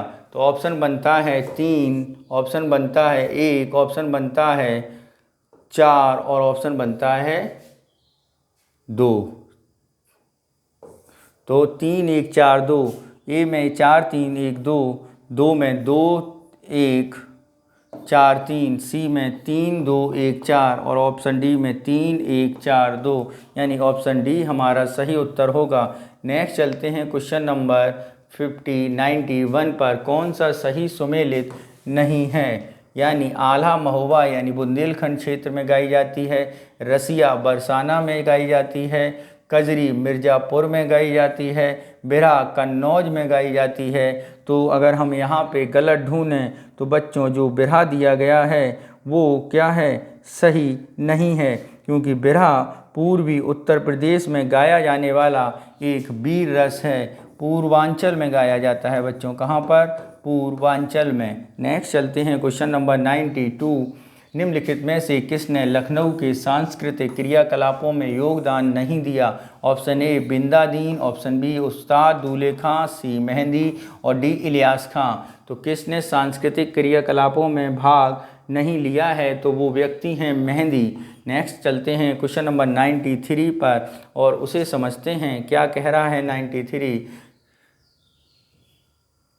मिश्रित अर्थव्यवस्था का अर्थ है ए जहां कृषि और उद्योग दोनों समान महत्व दिया जाता है, बी जहां राष्ट्रीय अर्थव्यवस्था में सार्वजनिक क्षेत्र के साथ साथ निजी क्षेत्र हो, सी जहां राष्ट्रीय अर्थव्यवस्था में भूमंडलीयकरण की प्रक्रिया भारी मात्रा में स्वदेशी से प्रभावित हो, डी जहां आर्थिक नियोजन और विकास में केंद्र और राज्यों की समान भागीदारी हो। तो जहां पे सार्वजनिक यानी पब्लिक और प्राइवेट यानी कैपिटलिस्ट के गुण दोनों हों तो वो व्यवस्था होगी, यानी आपका ऑप्शन नंबर बी बिल्कुल सही होगा। कौन सा बच्चों? ऑप्शन नंबर बी बिल्कुल सही होगा। नेक्स्ट चलते हैं क्वेश्चन नंबर 94 पर और देखते हैं 94 हमें क्या बता रहा चाहता है। तो समझते हैं 94 को। पोस्ट की है सस्टेनेबल पर्यटन का मुख्य उद्देश्य ए पर्यटकों की संख्या में वृद्धि, बड़े पैमाने पर्यटन और लघु यात्राओं का प्रबंधन, सांस्कृतिक अखंडता और पारिस्थितिकी प्रक्रियाओं को बनाए रखते हुए पर्यटन और पर्यावरण प्रबंधन करना, या उपरोक्त में से कोई नहीं। तो मुख्य उद्देश्य हमारा है ऑप्शन नंबर सी, क्योंकि सांस्कृतिक विविधता को बनाते हुए पर्यटन को बिना नुकसान पहुंचाए पर्यटन को बढ़ावा देना।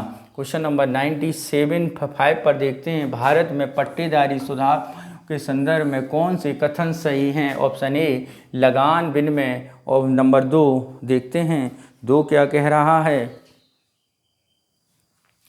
अवधि सुरक्षा में, 3 पट्टेदारी स्वामित्व की घोषणा में और 4 हमारा है नीचे दिए गए कथन में कौन से कूट सही हैं? तो यहाँ पे पहला कूट दिया जा रहा है केवल 1, बी 1 और 2, सी 2 और 3 और डी 1 2 3।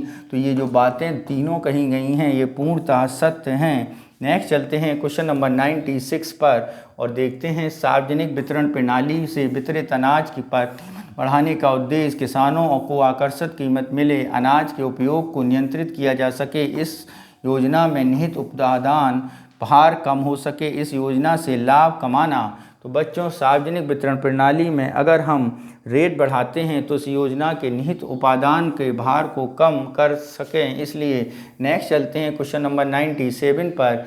न्यूनतम समर्थन मूल्य का निर्धारक है ए भारतीय कृषि अनुसंधान परिषद, राज्य सरकार, डी कृषि लागत एवं मूल्य आयोग या इनमें से कोई नहीं। तो इसके लिए लागू होता है कृषि लागत मूल्य एवं मूल्य आयोग। नेक्स्ट क्वेश्चन नंबर 98 देखते हैं। 98 क्या कह रहा है? निम्न में से कौन अब भारत की तेल की कीमतों को निर्धारित करता है? ए वित्त मंत्रालय, संबंधित कार, पेट्रोलियम मंत्रालय या तेल कंपनियां। तो अब भारत की तेल की कीमत जो नियंत्रित की जाती हैं वो करी जाती हैं तेल कंपनियों के द्वारा।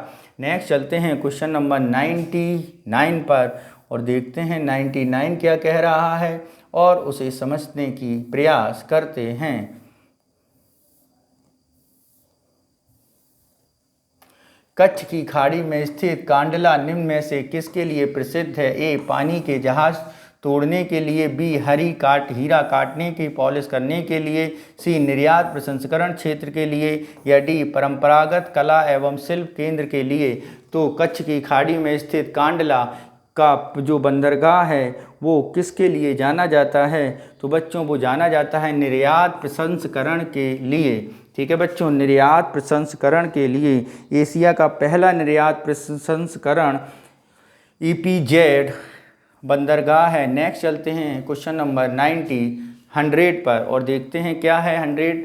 सूची 1 को सूची 2 से मिलाना है। सूची 1 में उद्योग हैं, सूची 2 में उत्पादन केंद्र हैं। जूट का सामान पूछा जा रहा है कहाँ पे बनता है? तो बच्चों अगर हम बात करें जूट का सामान टीटागढ़ में बनता है। ठीक है, रेशमी वस्त्र की अगर हम बात करें तो वो कहाँ पे बनते हैं? वो बेंगलुरु में बनते हैं। ऊनी वस्त्र की बात करें तो लुधियाना में, कालीन की बात करें तो भदोई में। तो बच्चों ये बना 4 3 2 1, 4 3 2 1, ऑप्शन 3 4 2 1, 4 3 2 1 यानी बी ऑप्शन हमारा सही होगा।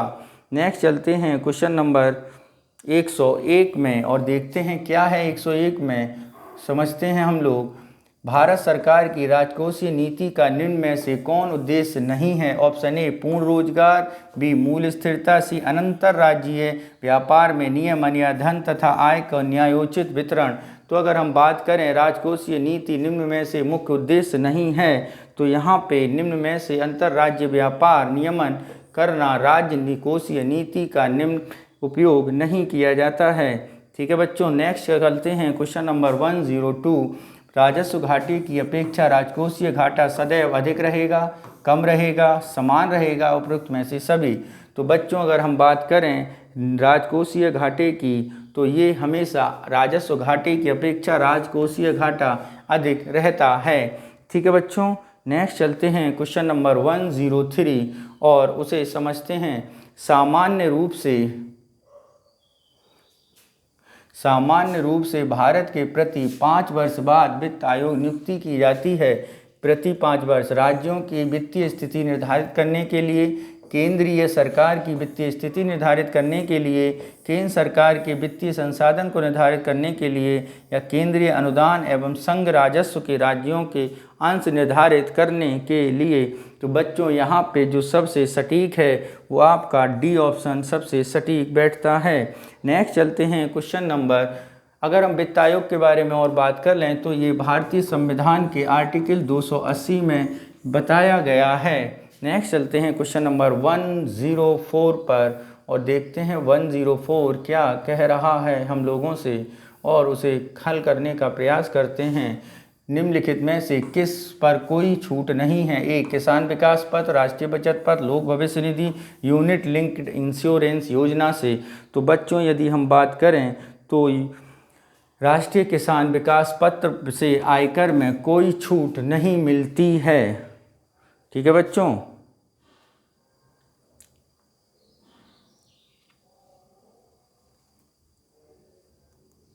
राष्ट्रीय बचत सीमा में आयकर में छूट प्राप्त है, जबकि किसान में आय में टैक्स देना होता है। नेक्स्ट चलते हैं क्वेश्चन नंबर 105। भारत में 5 वर्षीय योजनाओं में किसका मुख्य ध्येय संपोषणीय वृद्धि था? 1 9वीं, बी 10वीं, सी 11वीं या डी 12वीं। तो बच्चों 12वीं पंचवर्षीय योजना जो 2012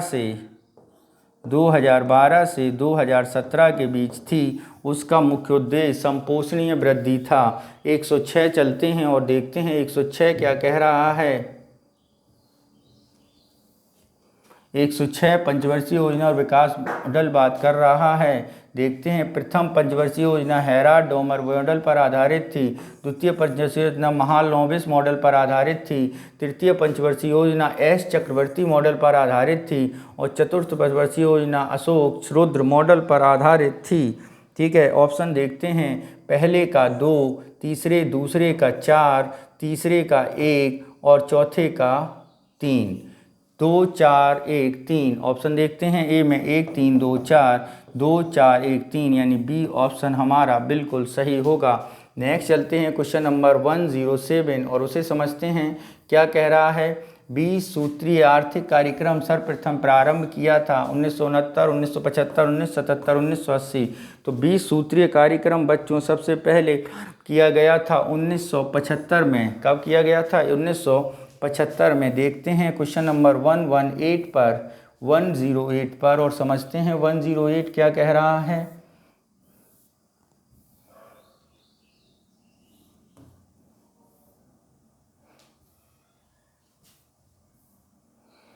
नीचे दिए गए कथन जिनमें एक अभिकथन ए है और दूसरा कारण है। देखते हैं, ऑपरेशन ट्विस्ट के अंतर्गत आरबीआई एक ही समय में अल्पकालीन प्रतिभूतियों को बेचकर दीर्घकालीन प्रतिभूतियों को खरीदती है। इस ऑपरेशन का मुख्य उद्देश्य दीर्घकालिक निवेश को बढ़ाना है। इनमें से कौन से कथन सही हैं? तो बच्चों यहाँ पे ए और आर दोनों सही हैं। आर ए की व्याख्या करता है, ए आर दोनों सही हैं, आर ए की व्याख्या नहीं करता है। ए सही आर गलत, ए गलत आर सही। तो बच्चों ए ऑप्शन सही होगा। नेक्स्ट चलते हैं क्वेश्चन नंबर 109 पर और देखते हैं क्या है। भारत में कागजी मुद्रा प्रथम बार कब शुरू की गई? Option A 1862, B 1542, 1601, 1880। तो भारत में कागजी मुद्रा बच्चों सबसे पहले शुरू की गई थी 1862 में। कब की गई थी बच्चों? 1862 में। नेक्स्ट चलते हैं क्वेश्चन नंबर 110। थोक मूल्य सूचकांक के मापन में निम्न में किस एक क्षेत्र को सबसे अधिक वार वेटेज दिया गया है? ए खाद्य पदार्थ क्षेत्र को, गैर खाद्य पदार्थ क्षेत्र को, ईंधन पावर लाइट लुब्रिकेंट्स को और विनिर्मित उत्पाद को। तो किसको दिया गया है बच्चों? वो दिया गया है आपका विनिर्मित उत्पाद को। ठीक है बच्चों। नेक्स्ट चलते हैं क्वेश्चन नंबर 111 और उसे समझते हैं। सिडबी की स्थापना की गई कुटीर उद्योगों के में वित्त प्रदान करने हेतु, लघु स्तरीय उद्योगों के वित्त प्रदान करने हेतु, बृहद स्तरीय उद्योगों में वित्त प्रदान करने हेतु, सार्वजनिक क्षेत्र के उपक्रमों में वित्त प्रदान करने हेतु। तो सिडबी की जो स्थापना की गई थी बच्चों, वो की गई थी लघु स्तरीय उद्योगों को वित्त प्रदान करने हेतु। नेक्स्ट चलते हैं क्वेश्चन नंबर 112 पर और समझते हैं 112। प्रतिछाया बैंकिंग क्या है? बैंक के कार्य को बैंक द्वारा आउटसोर्स करना, गैर बैंकिंग वित्तीय संस्थाओं द्वारा वित्तीय अन्य गतिविधियों को संपन्न करना, घरेलू बैंकों विदेशी गतिविधियों और विदेशी बैंक के द्वारा दूसरे देश के अंदर बैंकिंग क्रियाओं व अन्य गतिविधियां करना। तो यहाँ पे अगर हम बात करें तो वो है आपका गैर बैंकिंग वित्तीय संस्थाओं द्वारा इनकी अन्य गतिविधि करना प्रतिछाया बैंकिंग के अंतर्गत आती है। नेक्स्ट चलते हैं क्वेश्चन नंबर 113 पर और देखते हैं क्या कह रहा है 113 और उसे समझते हैं। निम्न में से कौन सा एक भारतीय रिजर्व बैंक का कार्य नहीं है? ए साख नियंत्रण, अनुसूचित वाणिज्यिक बैंकों को शिखर संस्थाओं, मौद्रिक नीति और साख सृजन। तो बैंक का कार्य नहीं है सार्वजनिक बैंक का, तो बच्चों ये साख सृजन करना आरबीआई का काम नहीं है। क्या नहीं है आरबीआई का? साख सृजन करना। नेक्स्ट क्वेश्चन चलते हैं क्वेश्चन नंबर 114। एस्चुरीज शब्द संबंधित है बैंकिंग से, बीमा से, शेयर बाजार से किसी से भी नहीं। तो बच्चों एक्चुरीज जो संबंध है उसका संबंध है आपका बीमा क्षेत्र से। नेक्स्ट चलते हैं क्वेश्चन नंबर 115 पर, उसे समझते हैं। भूमि विकास बैंक में कौन सा कार्य सत्य है? ए दीर्घकालिक ऋण कृषकों को उपलब्ध कराना, अल्पकालिक ऋण कृषकों को उपलब्ध कराना, बड़े उद्योगों के लिए ऋण उपलब्ध कराना या लघु उद्योगों के लिए ऋण उपलब्ध कराना। तो बच्चों यहाँ पे अगर हम बात करें क्या कार्य नहीं है, तो ये है आपका दीर्घकालिक ऋण कृषकों को उपलब्ध कराना ही भूमि बैंक का काम है। और अगर हम भूमि बैंक के बारे में बात करें तो इसकी स्थापना सबसे पहले 1920 में हुई थी। कब हुई थी बच्चों? 1920 पंजाब में की गई थी। ठीक है। नेक्स्ट चलते हैं क्वेश्चन नंबर 116 पर। किस पर बच्चों? 116 पर देखते हैं क्या कह रहा है। निम्नलिखित में मानव विकास सूचकांक में कौन सा भाग नहीं है? स्वास्थ्य एवं पोषण, प्रति व्यक्ति आय, जन्म की जीवन प्रत्याशा और एनरोलमेंट या सकल नाम निवेश। तो स्वास्थ्य एवं पोषण ये मानव विकास सूचकांक के पार्ट नहीं हैं। ठीक है। अगर मानव विकास सूचकांक की बात करें तो एसडीआई इंडेक्स 1990 से दिया जा रहा है। नेक्स्ट चलते हैं क्वेश्चन नंबर 117 पर। संगम योजना का मुख्य उद्देश्य है विकलांग के कल्याण वृद्धि करना, नदियों की परंपरा परस्पर जोड़ना, नदियों को प्रदूषण मुक्त करना, राष्ट्रीय एकता को बढ़ावा देना। तो बच्चों संगम का जो उद्देश्य है वो विकलांग कल्याण की वृद्धि करना है। ठीक है बच्चों। 15 अगस्त 1996 को शुरू किया गया था। कितना? 15 अगस्त 1996 को। और इसके अंतर्गत विकलांग लोगों को इकट्ठा किया जाता है और उन्हें 15,000 रुपये की वित्तीय सहायता दी जाती है। नेक्स्ट चलते हैं क्वेश्चन नंबर 118। जनगणना 2011 के अंतिम आंकड़ों पर आधारित सर्वाधिक वाले 4 राज्यों का सही अवरोही क्रम। ए उत्तर प्रदेश, बी महाराष्ट्र, सी बिहार, डी पश्चिम बंगाल। उत्तर प्रदेश, बिहार, महाराष्ट्र, पश्चिम बंगाल और उत्तर प्रदेश, पश्चिम बंगाल, महाराष्ट्र, बिहार, उत्तर प्रदेश, महाराष्ट्र, पश्चिम बंगाल और बिहार। तो यहाँ पे अगर हम बात करें तो कौन सा ऑप्शन बिल्कुल सटीक बैठता है? तो बच्चों ऑप्शन नंबर ए बिल्कुल सटीक बैठता है। नेक्स्ट चलते हैं क्वेश्चन नंबर 119 पर और देखते हैं क्या कह रहा है 119।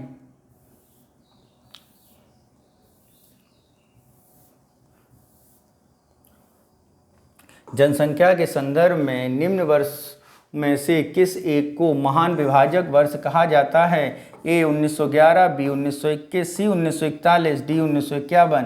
तो महान विभाजक वर्ग कहा जाता है वो आपका 1921 है, क्योंकि इस दशक में भारत की जनसंख्या में काफ़ी कमी देखी गई थी। 1920 देखते हैं। 2011 की जनगणना के अनुसार भारत का लिंगानुपात क्या है? प्रति 1000 पुरुषों पर 940 महिलाएं, प्रति 1000 पुरुषों पर 950 महिलाएं, प्रति 1000 पुरुषों पर 960 महिलाएं, या उपरोक्त में से कोई नहीं। तो बच्चों यहाँ पे अगर हम बात करें तो प्रति 1000 पुरुषों पर 940 महिलाएं, ये उत्तर बिल्कुल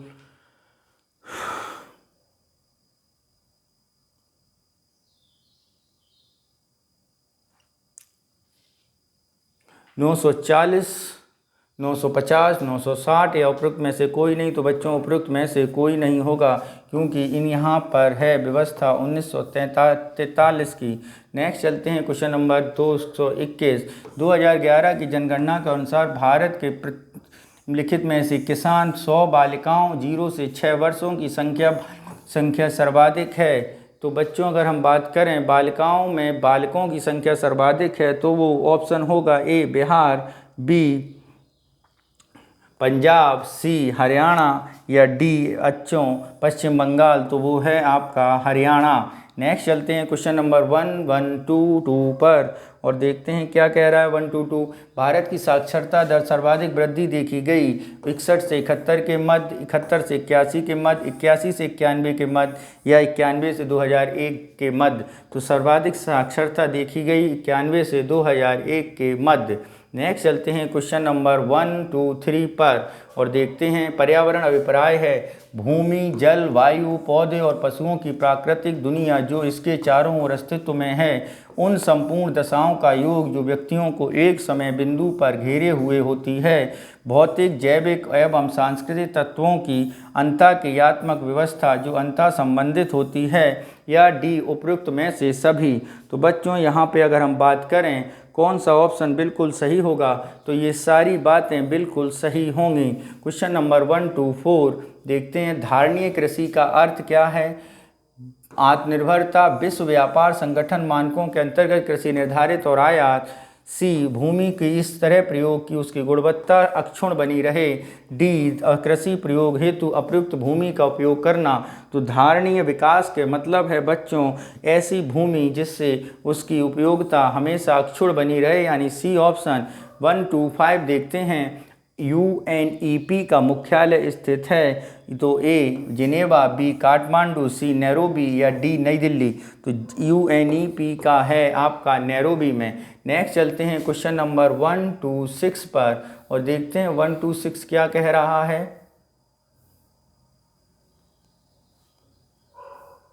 निम्नलिखित में कौन से पर्यावरण संतुलन संरक्षण से संबंधित है? ए वन नीति, पर्यावरण सुरक्षा अधिनियम, सी औद्योगिक नीति और शिक्षा नीति। तो पर्यावरण संतुलन संरक्षण से संबंधित 1, 2, 3 या सभी हैं। इसके बारे में अगर हम बात करें तो बच्चों यहाँ पर जो ऑप्शन सबसे सही होगा वो चारों बिल्कुल बातें सही हैं पर्यावरण संरक्षण से संबंधित। 1 और 2 ए में है, बी में 2 और 3, सी में 1, 2, 3 और डी में 1, 2, 4।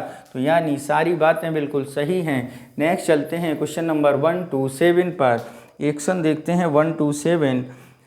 ग्रीन वॉश इंगित करता है झूम कृषि, मृदा कृषि, नदी जल की शुद्धिकरण, हरियाली कृषि, या पर्यावरण संरक्षण का झूठा वादा करना।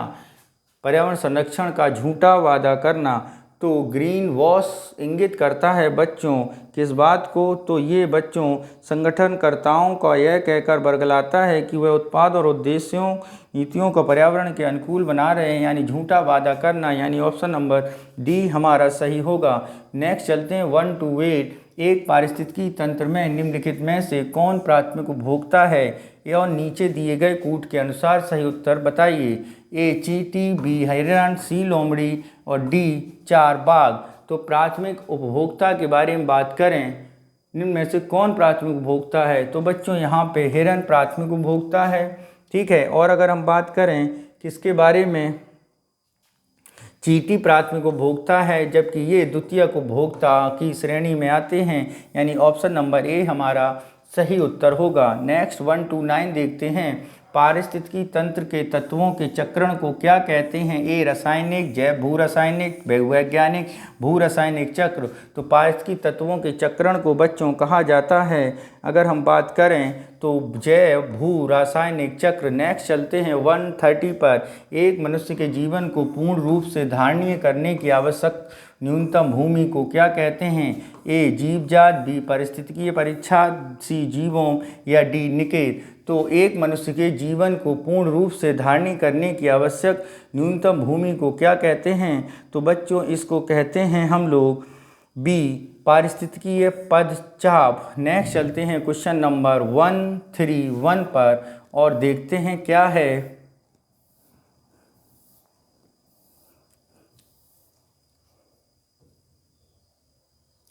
निम्नलिखित में से किसमें सर्वाधिक जैव विविधता पाई जाती है? ए शीतोष्ण पर्णपाती वन, बी उष्णकटिबंधीय वर्षा वन, शीतोष्ण घास प्रदेश, या सवाना बायोम।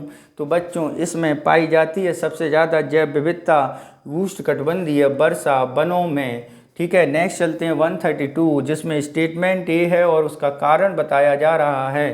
तो ज़रा देखते हैं स्टेटमेंट ए और उसके कारण को, कौन सा बात सही होगी। तो देखते हैं ए में उष्णकटिबंधीय देशों में तितलियों की प्रजातियां सर्वाधिक संख्या में। सही बात है, तितलियों का कम तापमान में नहीं रह सकती। तो यहाँ पे अगर हम 132 देखते हैं तो 132 में ए और बी दोनों सही हैं, यानी ए और आर दोनों सही हैं। आर ए की व्याख्या करता है, यानी ए ऑप्शन सही होगा। 133 देखते हैं क्या कह रहा है 133। किसी प्रजाति के विलुप्त माना जा सकता है जब वहाँ अपने प्राकृतिक आवास में नहीं देखी गई। कितने वर्षों से? ऑप्शन ए बात करें 15, बी 25, सी 40, या डी 50। तो वो जब तक अपने क्षेत्रों में 50 वर्ष तक ना देखी जाए तो वो विलुप्त मानी जाती है। नेक्स्ट चलें क्वेश्चन नंबर 134। भारतीय राष्ट्रीय जैविक विविधता प्राधिकरण स्थापित किया गया। ए 2003, बी 2003 बंगलौर, 2003 हैदराबाद, 2003 केरल। तो भारतीय राष्ट्रीय जैविक विविधता कार्यक्रम शुरू किया गया है बच्चों 2003 चेन्नई से। कब बच्चों? 2003 चेन्नई से। नेक्स्ट चलते हैं क्वेश्चन नंबर 135। निम्न में से किसने जलवायु परिवर्तन का क्रायोजेनिक संकेत प्राप्त किया गया? ए आइस्कोर, बी जीवाश्मिक पराग, सी वृक्ष वलय, या डी इवेपोराइट निक्षेप। तो बच्चों किसके द्वारा किया गया है? ये किया गया है आपका ए आइस्कोर के द्वारा। किसका जलवायु परिवर्तन का क्रायोजेनिक संकेतक है? आइस्कोर। नेक्स्ट चलते हैं क्वेश्चन नंबर 136 पर और देखते हैं क्या है 136। निम्नलिखित में से कौन सा सही सुमेलित नहीं है, ये बताना है। कार्टजेना प्रोटोकॉल बायो सेफ्टी बताया था, स्टॉकहोम प्रोटोकॉल आवरण जैव प्रदूषक बताया था, मॉन्ट्रियल प्रोटोकॉल ओजोन परत बताई थी, क्योटो प्रोटोकॉल जल संरक्षण नहीं बताया था। यानी डी ऑप्शन हमारा सही है, क्योंकि क्योटो प्रोटोकॉल में जो बताया गया था वो था आपका जलवायु परिवर्तन। क्या बताया गया था बच्चों? जलवायु परिवर्तन। नेक्स्ट चलते हैं क्वेश्चन नंबर 137 पर और देखते हैं क्या है। निम्नलिखित में से कौन सा एक भारत के राष्ट्रीय जलवायु परिवर्तन कार्य योजना के 8 मिशनों में शामिल नहीं है? ए सौर शक्ति, बी वनीकरण, सी नाभिकीय शक्ति, या डी अपशिष्ट ऊर्जा परिवर्तन। तो बच्चों कौन सी शामिल नहीं है? वो आपका नाभिकीय शक्ति शामिल नहीं है। नेक्स्ट चलते हैं 138। राजीव गांधी वन्य जीव संरक्षण पुरस्कार दिया जाता है शैक्षिक और शोध संस्थाओं में वन एवं वन्य जीव अधिकारियों को, वन्य जीव संरक्षकों को, या उपयुक्त सभी को। तो बच्चों ये अवार्ड दिया जाता है आपका किसके द्वारा? सभी को दिया जाता है। नेक्स्ट चलते हैं 139 और देखते हैं 139 में क्या है। 139 देखते हैं बच्चों, 139 क्या कह रहा है। दाचीगाम राष्ट्रीय उद्यान निम्नलिखित में से किससे संबंधित है? ए कस्तूरी मृग, बी गोल्डन ओरियल, सी येलो मस्टर्ड, या डी अंगुल कश्मीरी स्टेग। तो ये बच्चों अंगुल कश्मीरी स्टेग से संबंधित है। और दाचीगाम राष्ट्रीय उद्यान बच्चों 1981 में घोषित किया गया था या बनाया गया था। नेक्स्ट चलते हैं 140। फ्लाई ऐश एक प्रदूषक दहन उत्पाद है जो प्राप्त होता है किसके जलने से? कोल पत्थर और कोयले को, चारकोल लकड़ी और कोयले को, डीजल और मिट्टी के तेल को, या CNG को। तो फ्लाई ऐश के बारे में अगर हम बात करें तो बच्चों ये कोल पत्थर के कोयले के जलने से प्राप्त होता है। ठीक है बच्चों, नेक्स्ट चलते हैं क्वेश्चन नंबर 141 पर और देखते हैं 141 क्या कह रहा है।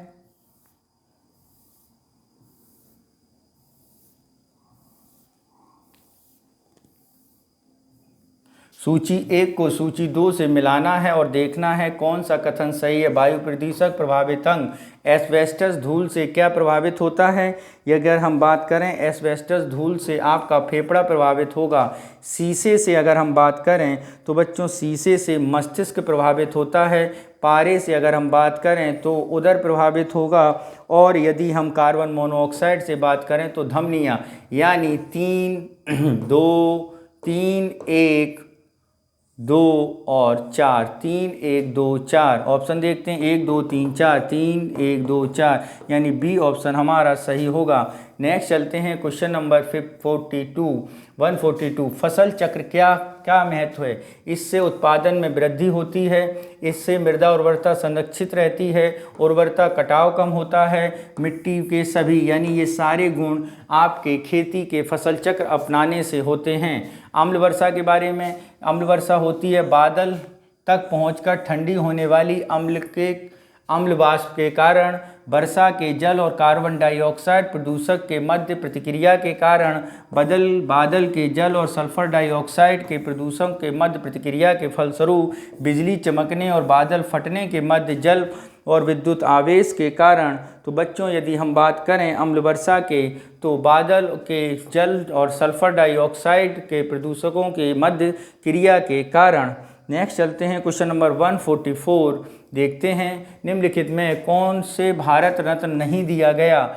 ए लता मंगेशकर को दिया, बी पंडित जसराज, सी पंडित रवाशंकर, ठीक है, डी उस्ताद बिस्मिल्लाह खां। तो किसे नहीं दिया गया है, पंडित जसराज को नहीं दिया गया है अभी भारत रत्न। ठीक है बच्चों, नेक्स्ट चलते हैं क्वेश्चन नंबर 145 पर देखते हैं क्या है। नीचे महिलाओं के परंपरागत परिधानों एवं राज्यों की सूची दी गई है और इनमें से कौन सुमेलित नहीं है ये बताना है। तो बच्चों अगर हम बात करें बाकू सिक्किम की महिलाएं पहनती हैं, ये सही है। मेखला असम की महिलाएं पहनती हैं। मुंडू छत्तीसगढ़ की महिलाएं नहीं पहनती हैं, जबकि फेरन कश्मीर की महिलाएं पहनती हैं, यानी सी ऑप्शन हमारा सही होगा। अगर हम बात करें फुंडू कौन पहनता है तो मुंडू आपकी केरल की महिलाएं पहनती हैं। क्या पहनता है, केरल की महिलाएं। नेक्स्ट क्वेश्चन नंबर 146 देखते हैं बच्चों और उसे समझने का प्रयास करते हैं। क्या दिया गया है, सूची 1 और सूची 2 को मिलाना है। हिंदी साहित्य क्षेत्र हैं और व्यक्ति हैं। यदि यहीं पर हम बात करें हिंदी साहित्य में योगदान रसखान का है। उर्दू में अगर हम बात करें तो ज्ञानचंद जैन का है। संगीत एवं नृत्यकला सविता देवी का है। चित्रकला सतीश चंद्र का है। यानी बातें जो हो गई हैं वो हैं 1, 2, 3, 4 यानी 1, 2, 3, 4 ऑप्शन देखते हैं 1, 2, 3, 4 ए में है, यानी ए ऑप्शन हमारा सही होगा। नेक्स्ट चलते हैं क्वेश्चन नंबर 147। भारतीय वास्तुकला में सुर्खी का प्रारंभ किसने किया था। किसका बच्चों, सुर्खी का। ऑप्शन ए कुषाण, बी गुप्त, सी सल्तनत काल, सी मुगलों द्वारा। तो भारत में सुर्खी वास्तुकला का प्रारंभ किसने किया था, कुषाणों ने किया था। ठीक है बच्चों, नेक्स्ट चलते हैं क्वेश्चन नंबर 148। सुविख्यात ठुमरी गायिका गिरजा देवी का संबंध किस घराने से है। ऑप्शन ए बनारस घराने से, ऑप्शन बी लखनऊ घराने से, ऑप्शन डी सी जयपुर, या डी उपरोक्त में से कोई नहीं। तो कौन सा घराना है बच्चों, बनारस घराना। नंबर 149।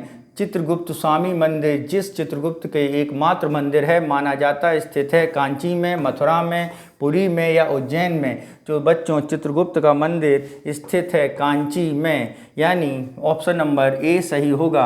150 आज का लास्ट और अंतिम क्वेश्चन है, उसे देखते हैं और समझते हैं क्या है। निम्नलिखित में कौन सी रचनाओं में कौन सी पहले लिखी गई थी? तो ऑप्शन ए है आपका इंद्रावती, ऑप्शन बी है पद्मावत, सी है मधुमालती या डी है मृगावती। तो बच्चों यदि हम बात करें, मृगावती लिखी गई थी 1503 में। कौन 1503 किसके द्वारा? ये कुतुबन के द्वारा लिखी गई थी। नेक्स्ट अगर हम बात करें पद्मावत, ये 1540 में किसके द्वारा? मलिक मोहम्मद जायसी द्वारा लिखी गई थी। ठीक है, अगर हम यहाँ पे बात करें इंद्रावती की तो ये 1744 में नूर मोहम्मद के द्वारा लिखी गई थी। ठीक है, किसके द्वारा? नूर मोहम्मद, इंद्रावती नूर मोहम्मद। मधुमती की बात करें तो मालती लिखी गई थी 1543 में मंझन के द्वारा। किसके? मंझन के द्वारा। तो यहाँ पर अगर हम देखें सबसे पुरानी किताब है 1503 मृगावती, यानी डी ऑप्शन सही होगा। तो बच्चों आज हम लोगों ने ध्येय IAS संस्थान का पेपर संख्या 3 सॉल्व किया है। और बच्चों यदि आपको इसका PDF चाहिए तो इसके लिए आपको क्या करना है ये आप अच्छी तरह जानते हैं। आपको हमारे डिस्क्रिप्शन बॉक्स में जो टेलीग्राम चैनल का लिंक दिया गया है, वहां से हमारे टेलीग्राम चैनल के लिंक से हमारे टेलीग्राम चैनल को ज्वाइन करना है, जिससे आपको हमारे चैनल में प्रोवाइड की जा रही सभी सेवाएं की PDF मुफ्त प्राप्त हो जाएगी। और इसके साथ ही आप हमारे चैनल से लगातार जुड़े रहिए, क्योंकि आपके PCS एग्ज़ाम को निकलवाने के लिए हम लोग काफ़ी मेहनत कर रहे हैं, जिसका स्लोगन है प्रयास हमारा सफलता आपकी। बच्चों मन लगा के पढ़ाई करिए। धन्यवाद, थैंक यू।